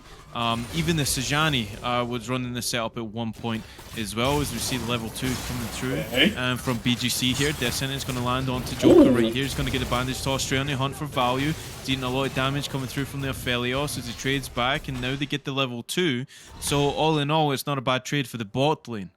No, not really. So Mimu is going to be down both sums here. Kind of unfortunate for IBR, especially if, you know, with the way that the Katani is walking. I kind of implied last game with the jungle stars. They did the same exact jungle stars. Ooh, come on, Aurelia. Yeah! I love that champion. But unfortunately, it's just going to be annoying. I'm actually surprised that Azir didn't... Well, I'm about to dog on the 2 million mastery point Azir. I'm surprised he didn't start corrupting pots because he's going to have that range advantage. He can just poke her down and get that extra tick damage. But again, 2 million mastery points. I don't know what I'm talking about because I haven't played the champion since like the first month he came out. So, I'll leave it alone. That's just my opinion. Corrupting pot for the burn damage, extra burn, whatever. Focusing in on these junglers again, as we see that trade in the top side. Okay, Death Sentence actually focused on the junglers straight after this. Caliber Net going to land as well. This cute goes through on Joker, has no summoners available. Flash already expelled from the Thresh, and so the heal was popped actually from Hunter for value, and Dude Roman just gets run down by the Nudier. Double buff Kotani in the right place at the right time. And kind of just to finish my point on the jungler, I was about to say they're mirroring the same start as they had in the last game. So they had to know that the jungle was in the vicinity there, not getting the timings down correctly, and they pay with it with the Thresh. Really unlucky timing. I don't recall if they saw where Udyr started. I don't think there was a ward there, but first blood goes over, you know, burn the flash coming out of the Thresh. Both sums out of the Thresh, actually. And just the ghost for the, Husky Templar must have been watching EU Masters because they also ran Flash Ghost Aphelios, so that was interesting to see today. For those of you who watch EU Masters, Heretics beat BDSA, so good for the Spanish League to win. Anyways, got a little bit of a top lane trade happening here. Got the hit him with the thumbs up, nice. Now we have Udyr coming up, you know, Mordekaiser has the push, and we fully expect this. Mumu is here too, so this is going to be interesting. Interesting, 2v2 about to unfold here. Flash has to be popped right there, even though, well, it's actually 3v1. Bongo's still going to walk up with no flash, going to get the Glacial proc through from the Amumu. The Bandage Toss going to get rooted up by Blazing Stampede. Another kill easily. Big roams coming through there as Mike Wee has to get out of there as the Aurelia Icy Oreo putting it to the 2 million mastery Azir there in the mid lane. I will make several references to that because I still can't quite believe that this champion went through for this guy. Wow. And the kill going to the Camille, and I think that's very much needed, and she's just gonna go back in, I guess. Okay. Oh, hook shot back in. Diana's coming. Bongos doesn't want it. I mean, this is a great bait here. Holy Carrot has to try and get that wave pushing, which it's going to be pulled back here. Hook shot not available. Flash Crescent Strike going to get the dash on it. Holy Carrot. Bongos with the Obliterate, and he obliterates the Camille and gets another kill going back over in that top side. Maybe this is just me, but I think it was a little greedy to stay there when you have like barely less than half HP, especially considering, you know. Oh, good prediction! Into the death sentence. Husky Templar has to expel the flash because it was spelling trouble for him. Kotani. The deer! In the vicinity. Look at the size of the arms on this Nudier. He's a big, beefy boy, unless you have that Spirit Guard. He's looking a little bit homeless these days, but he's still in a good position in this one. We see no pings going down on the Dragon, but we do see some wards being pushed deep there. We've seen that Icy Oreo got that ward in the first game on the Casio as well, as we see both of these top laners. Okay, a Hextech Ultimatum's going to go down on the Bongos. That passive damage is just eaten alive. Holy Carrot here, no hook shot available. Oh, it misses the Obliterate. Does he have enough? Yes, he does, because Holy Carrot, the cooldown's just too much on the Camille this early in the game. Should have waited until he got Sheen to try and fight that. Like, you also don't have Flash. So, ooh, Diana's here. Oh, split the pack. Dude, Roman, Descent goes away, but Husky Templar's going extremely low. They're going to trade over. Thresh, Aphelios going to go down. Hunt for value. He's walking into his jungle. Is he's leaving Pranger alone here. Crescent Strike's going to go into the Mumu, but out of range for the dash right now. He's going to go back in with Bandage Toss. Mike Wee Wee, the Azir on the board right there, is to just get enough numbers to turn that fight. Okay, punishing the Diana with no flash. She can't get back over the wall, and like Caitlyn can with her net. It's just kind of unlucky. I mean, and also Aphelios getting a 1-for-1 trade on the Thresh there. That was insane. So overall, ends up being a 2-for-1, I believe, at the end of that. So everyone was on the board, which is good, you know, gold. And I was going to piggyback on that Camille point because I have... Oh, what is that? Oh, hit that. So that was a little bit backwards. Okay, the Emperor is here. Shurima is just going to divide them up right there. His Hunt for Value taking a lot of damage. Diana's coming down. Can he rise another one to get the kill? He's going to get hooked into the turret. Gets it through. Doesn't get enough to kill the Caitlyn, but kills the Thresh, and he's going to go down as well. As Pranger is here to clean up any mess that is to ensue. The Joker going to go down, but on the backside of that, Kotani runs past the turret. Hunt for Value going to go down here as the Udyr doesn't care about turret shots. Icy Oreo waiting with that flawless duet. It's not going to come through. Neither is the Vanguard's Edge, and Udyr will walk this one out.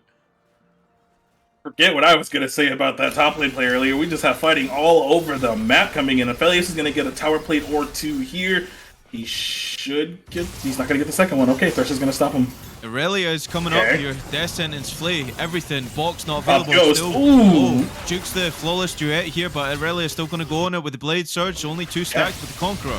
Fully stacked Husky Templar overstaying in the mid lane and pays with it with his life. Yeah, greeting for that second tower plate. I understand as an EDC player a little bit is like sometimes you just want to get those tower plates, but sometimes it's just not worth it, especially when you don't know where the mid laner is.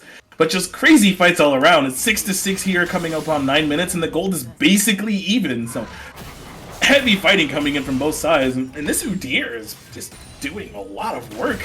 To be completely honest, I did not expect him to run from tier 1 from that tier 1 tower to come just kind of booty blast the Caitlyn.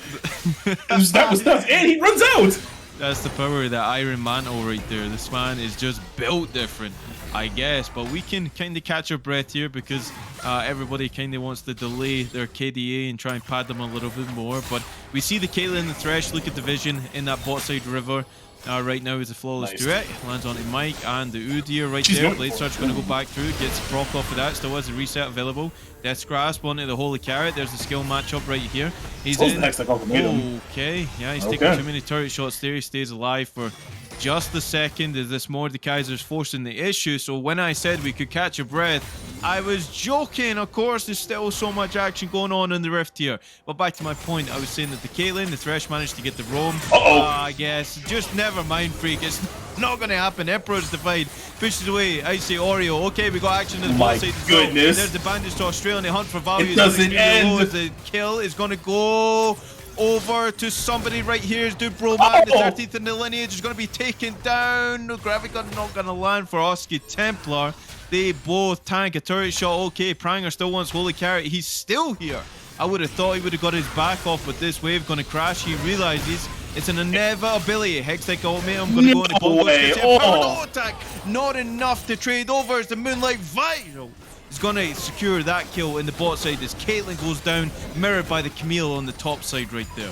Rift Herald is going to go down in the top lane. That should be first tower going over to BGC. Pretty unlucky. I mean, the kill was really close to coming in for Holy Carrot there. I honestly don't blame him too much for that. I kind of wish he had gone for the Sheen first rather than the Warhammer's Call.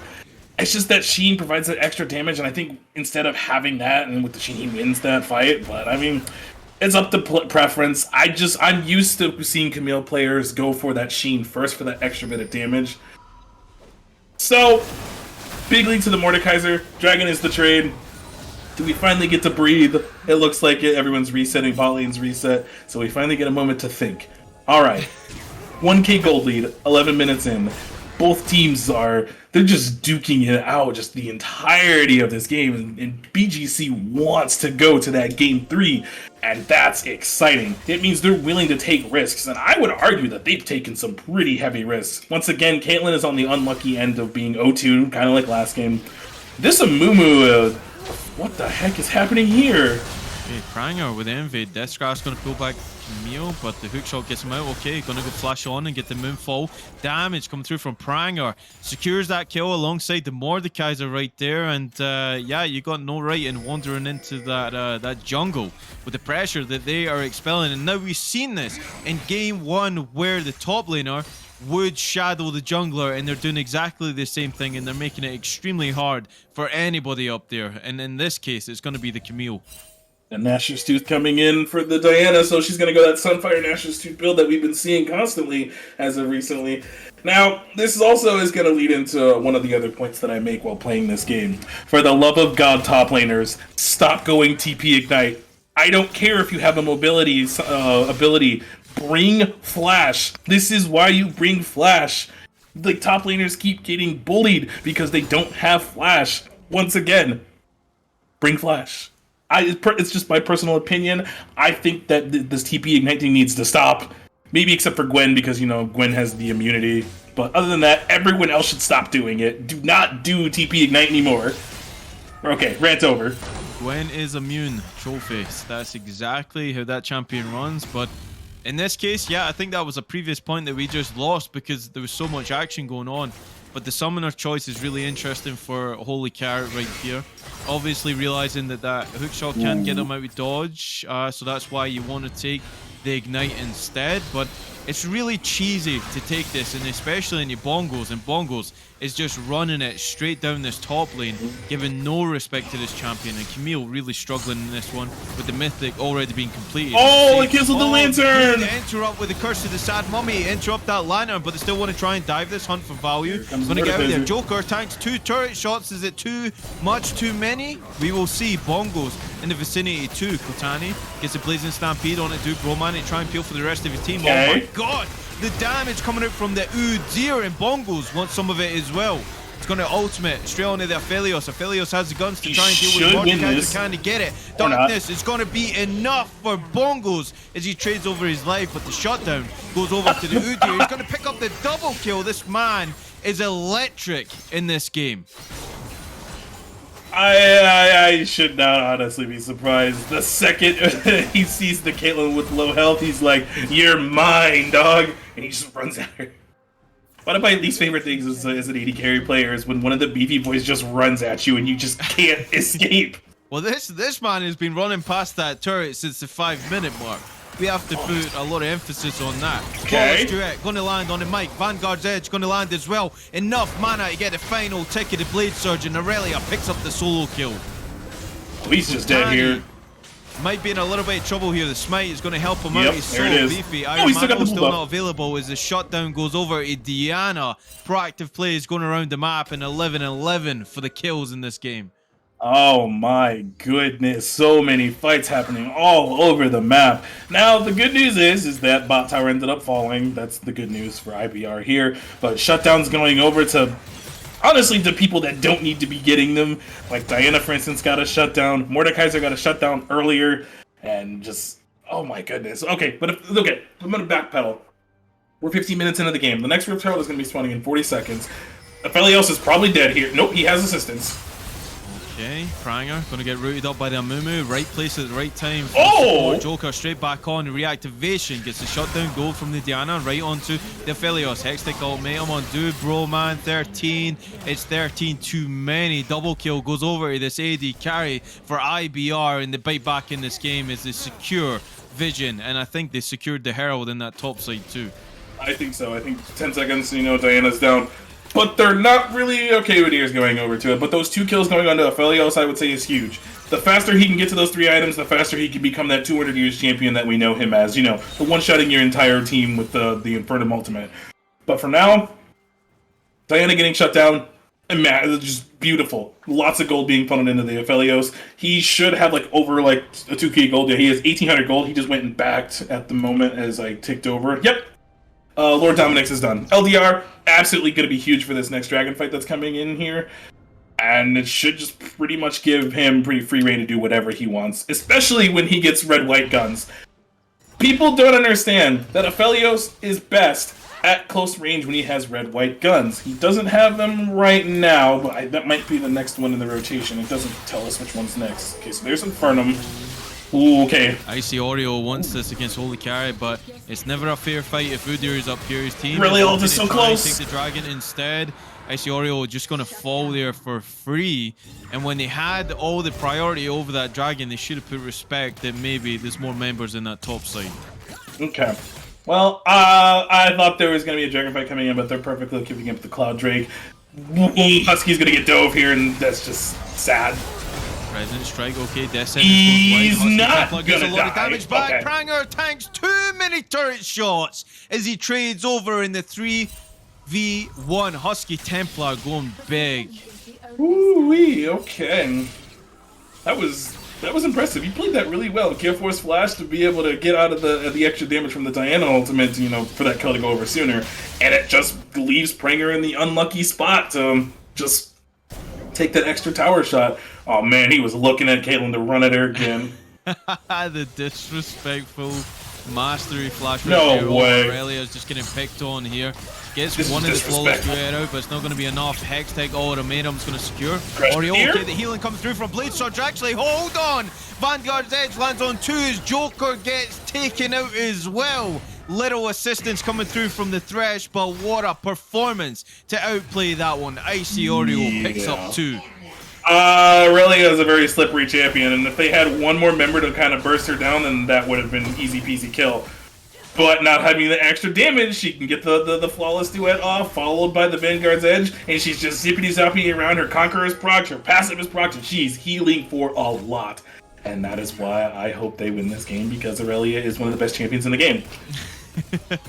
Also having that Blade of the Ruined King in there as well, amplifies that healing factor that the runes definitely mitigate as well. So Icy Oreo showing very much comfort on this champion, and really when it comes to those outplays, it's got to feel good. I mean, you watch that back, you're like, you know what, I played that absolutely perfectly to stay in this one. But it's important to say that was an additional 2 kills, so 4 and 1 on the Aurelia right now. We are approaching that point in the game. The 20-minute mark is just less than a minute away. It's going to be a Hextech soul in this one, so that's going to be a big dragon to fight over, definitely, with what that brings to the board here, Freak. For both of these teams especially, coming in with the English is hard because I'm just so fathomed over what the Hextech Soul means for honestly either team. BGC, that'd be huge. The extra ability haste and the I like to call it the static shiv soul because basically it's the old static shiv for those of you who played before the item rework. That would be absolutely phenomenal to come on the Caitlyn from far range to slow everyone and just get that extra amount of damage for the backline to he's dope. My Kiwi's dope. Mike, can he get enough soldiers here? Emperor's Divide is going to delay Oh my the God. for just a second. As Bongo's going to tank the turret. Pranger's going to get dragged back in. Tank Oh the my turret God. as well as a kill goes over. With the Hextech ultimatum from Holy Carry, he might be able to pick up the double. No, Death Scrap's going to pull him back. Fully stacked Oh. on the Mordekaiser. Empowered auto attack, though. You can't forget about that one as Camille picks up freebies in that bot lane, and that has to be a misplay. Oh, that's so unlucky. It ends up being a 2-for-1 trade out there at the end of all that. The Rift Tower is going to be summoned here in the mid lane. That should easily take this tower. Yep, easy peasy done. Tower trade on the other side of the map by the Caitlyn, so more solo goat into her pocket as well. Looks like Caitlyn's going for Collector second. I'm not entirely sure if I agree with that. I think the range advantage with the rapid fire is better. But, I mean, you do you. If you're thinking you're going to one-shot people here in the next, like, 10 minutes, then I say go for it. In terms of everywhere else in the map, looks like Diana finished that Sunfire Cape probably several minutes ago, let's be real. Oh yeah, she finished that forever ago. Never mind. So, second items should be coming in kind of slowly but surely. We have Demonic Embrace for the Udyr for the extra bit of burn damage. Phelios is on his way towards that IE. He should be close. He's 600 gold, so he just backed for it. Okay. So in the next, like, 2 or 3 minutes, I would say, Aphelios should have that IE. Actually, I would say, like, 3 to 5. What is going on? Oh, Mike stood around for too long, gets the shifting sands, but it's not going to be safety. Emperor's Divide was up, but Pranger's going to get the dash back. The turret goes up, and it's enough to keep him alive for now. You see the rest of the team from IBR are collapsing here, and why not? Udyr is at the front here, dodges the Death's grasp right there from Mordekaiser. Okay, hookshot going to go over from Holy Carry, get the slow on. Hextech ultimatum's going to go down on Mordekaiser. Ult is still available to take anybody into the Shadow Realm. But how good is your Yu-Gi-Oh? Not enough in this time. Pranger going to get deleted as well as the team collapse. That macro game coming into effect, and they're going to turn around and collect this dragon. Yep, I was about to say, right as the first Hextech Dragon is coming up, we have a huge fight that ends up being a 2-for-0. Really huge for Mike Wee to get out of there using the shifting sands and then the turret passive as well. It was clean. I would say that was really clean for him to evade that whole situation. But we got pings coming up to the top side of the map. Are they going to go for Baron here? They have if Aphelios has the proper guns, I think they can do it. They still have 5 seconds on Pranger here, but they're they do have the beating it. Hextech gate, so you have to keep that in mind that he will be in the vicinity quicker than just walking there, of course, as we see Azir's turret just self-destructs there in the bot side. Feels bad, man. And you know what? They're setting up the vision here, so Baron is definitely on the menu for both of these teams, but it's a case who can get the priority. They're sending the solo laners to the sides, trying to get the priority in the side wave. See the Camille doing the exact same thing here for IBR, which will be answered by the Aurelia. Diana's going to be up there too. We see no dragon on the map, and it will be another Hextech on top of the soul. So this is another thing that kind of stacks up there as well. You pick up these dragons that build towards that soul point, but it's not to be scoffed at. Even just picking up another Hextech Drake on top of this, 9 ability haste, 9% attack speed per stack is pretty big for either of these teams, and right now it's sitting pretty on IBR. Relia had a really good power spike here by finishing that Trinity Force, so that extra bit of dueling potential that she is getting, which I'm kind of surprised that Holy Carrot didn't also go for the Trinity Force. Used to seeing that on Camille a lot, and they're gonna fight. No, they're gonna be spotted. I think just having the Thresh there was enough. They are going to see them through the Oracle now. Joker is here as well. Both of these supports have just... the Caitlyn's caught out! Oh, Caitlyn's left alone here. Hextech ultimatum might be enough to secure the dead. It is. Everything goes through that one. Good pick-off coming through from Holy Carrot, and you have to respect the distance that Hookshot can get in range for the Camille, and most definitely didn't do that. So they ran back this bot lane from the game 1, and it's not proven to change anything in the course of this game as the start of the Baron. Minus 5,000 health under it. Diana does have the chance to go in as well, but it's going to be secured by the Udyrs. You see the flawless duet on the backside. Holy Carrot is going to chase down Icy. Oreo is going to get hookshotted in. Stand up. Kutani is there as well, so going to get the kill on that one as the Death Sentence not going to do enough. Vanguard's Edge is pressed in vain as see Mordekaiser had to teleport all along but chose not to join his team in that fight. He's going to get the objective bounty here on this second tier tower. Wow, they're diving into the base! Kutani going to go into Deadman. Bro, Deadman is exactly what he is. I didn't even say his name right. He's cancel the Diplo, teleport. baby. Teleport, not even going to go through because they get that one. So there's a threat here, getting rooted up. Hunt for value. The Caitlyn under the Kosh, under the turret. Nexus Going turret for the number end. 1. They have the Baron here, Freak. They might be looking to try and get at least one of these turrets down. Okay, Bongos is here, so it's enough to try and deter them from pushing any longer as they take the Hex Tech gate to safety right here. And IBR with the power play with the Baron. Woo-wee, that was real close. I thought they were just going to go for the end here, but no, they make the smart call. They call off the play, back up. They have the oh, no, please don't get caught out, Husky. He wants to try and go against the Diana. That is a foolish move, my friend. You just get exploded. The Aphelios goes on cooldown, assisted by that ace in the hole from Caitlyn. I would say he entered there. Oh, he shouldn't have been there the second he saw her. He should have just backed off. And he burned his flash for nothing there in the end, so huge cooldown burn there for the next 5 minutes. Especially with that dragon coming up in a minute 20. He's gonna really wish he had that flash coming up soon, because Diana's ult's gonna be up before then. Aurelia ult's gonna be up before then. And like, you gotta sometimes save those flashes. He also just paid the QSS tax, which is huge for the Mordekaiser. So that's one target Mordekaiser can't get to now. We like that. I like the QSS tax. No one else has it right now, but I mean, Azir can kind of hold his own more or less. Udyr is gonna do the running at you thing, isn't he? Yep. Level 16 on this Udyr as well, as we see the hookshot come across from Holy Carrot, gonna join him, but straight into the death realm.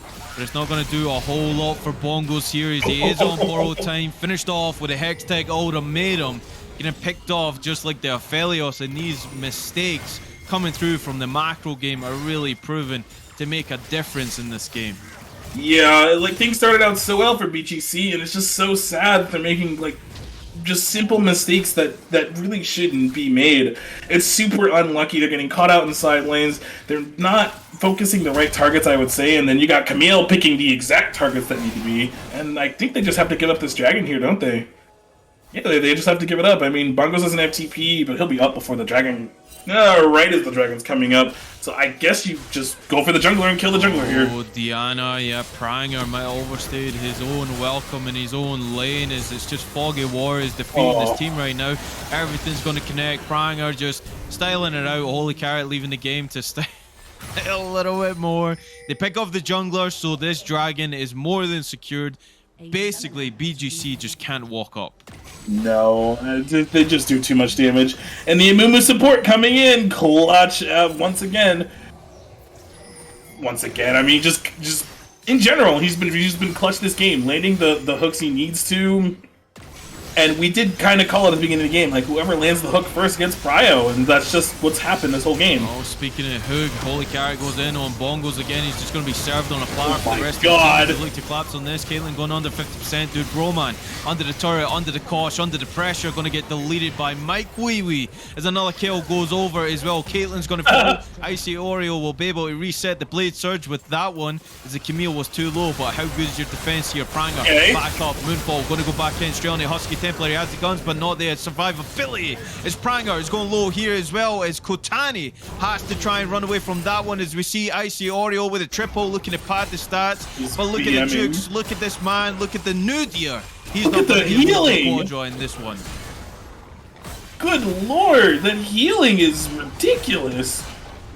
But, you know, once again, there's Aurelia doing what she does best, and she ends up getting 4 kills out of all that, I think, or was it 3? I think someone got triple. 1. Yeah, she got a 3 in that one. So, oh, it might still be. No.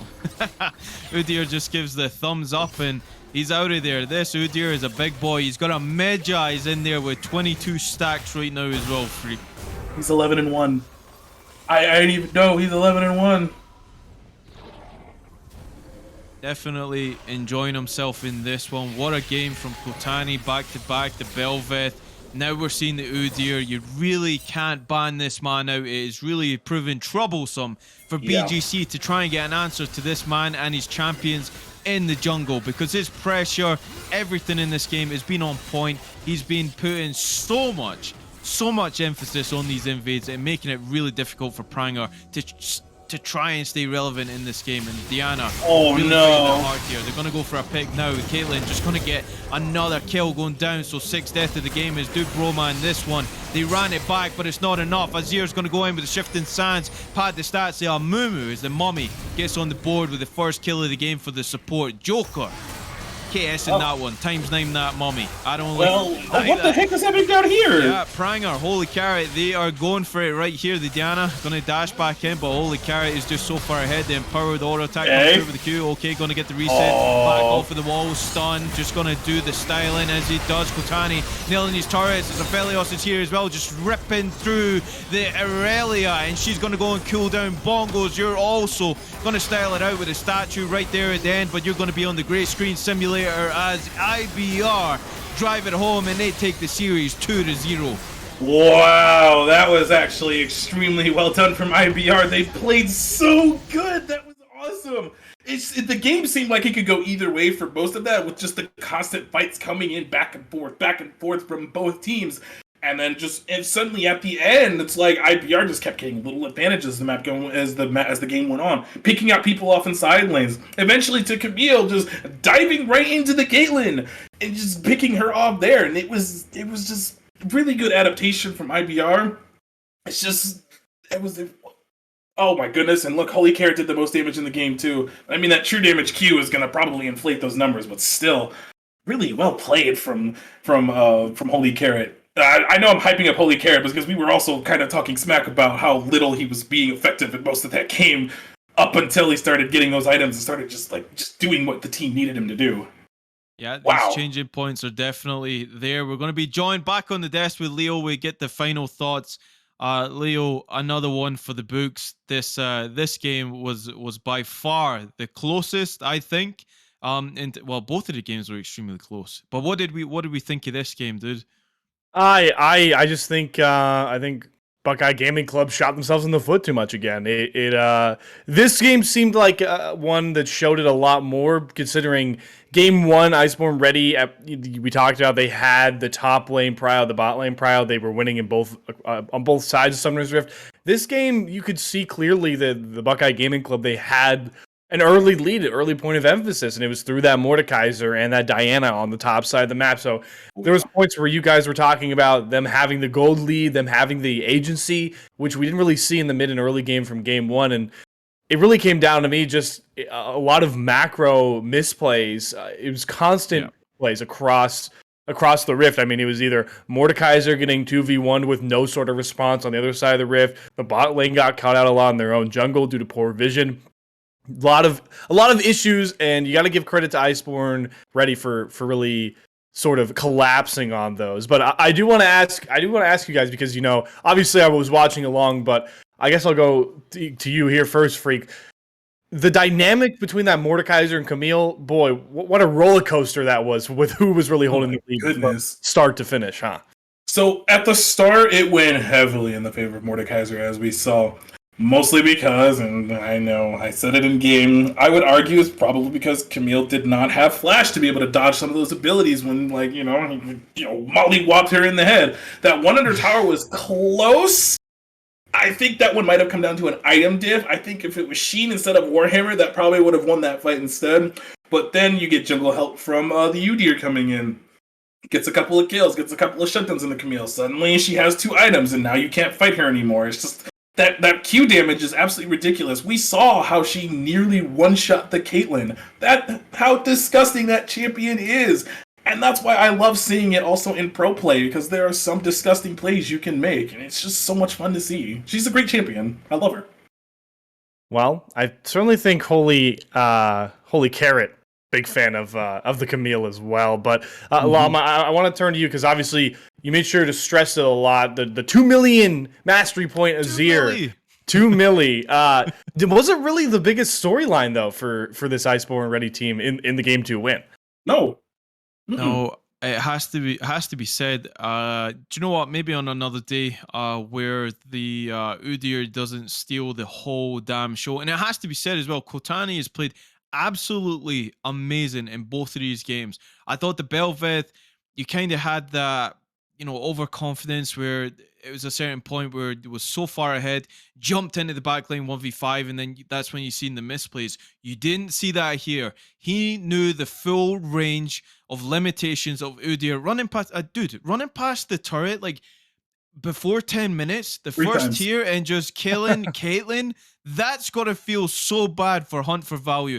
I feel like this guy, maybe on another given day would have a better game, but it just felt like the jungle was the story in both of these games. Honestly, the pressure, the control. I would be very surprised if Kotani wasn't the shot caller in this game, because everything just seemed to wrap around this jungle, and they really drove it home at the advantage that they got from this.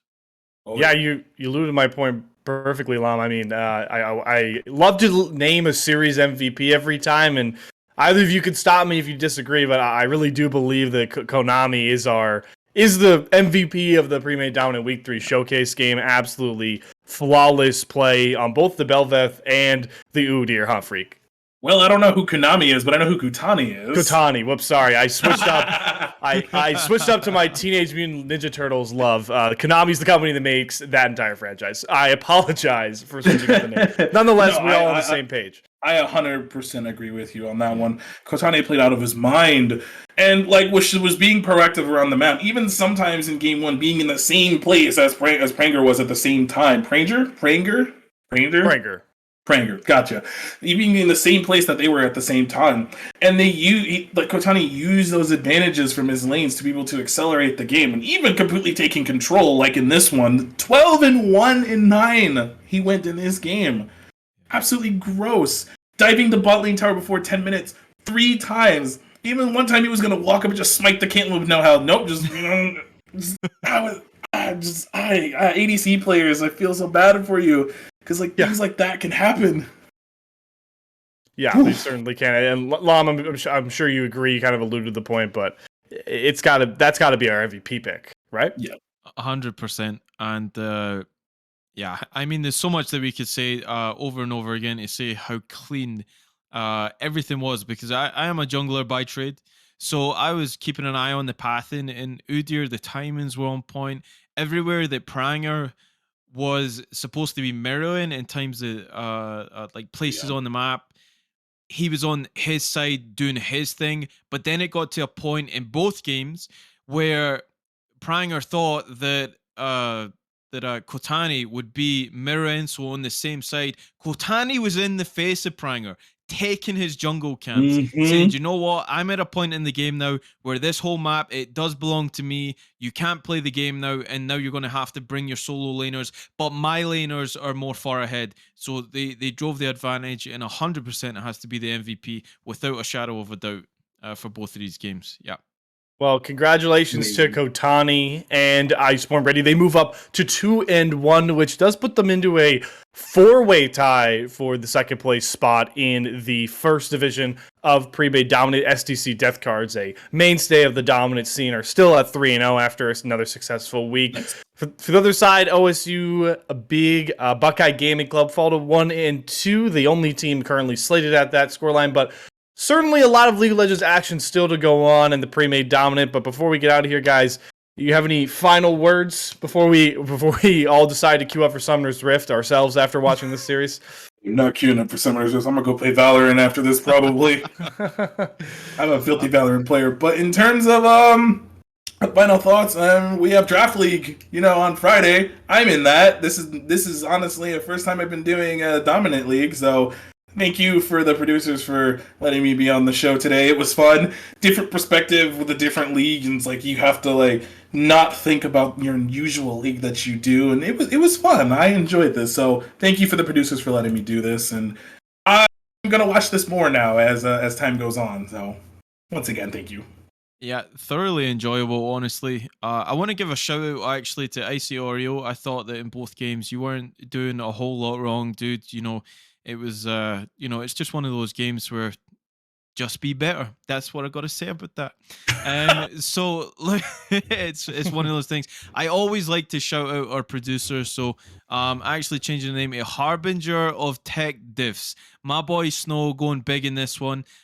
Every feedback gets instantly taken care of. So big thanks to him. The production has been really smooth tonight. It's been a pleasure to share the desk with Leo, my first time with him, and also Freak.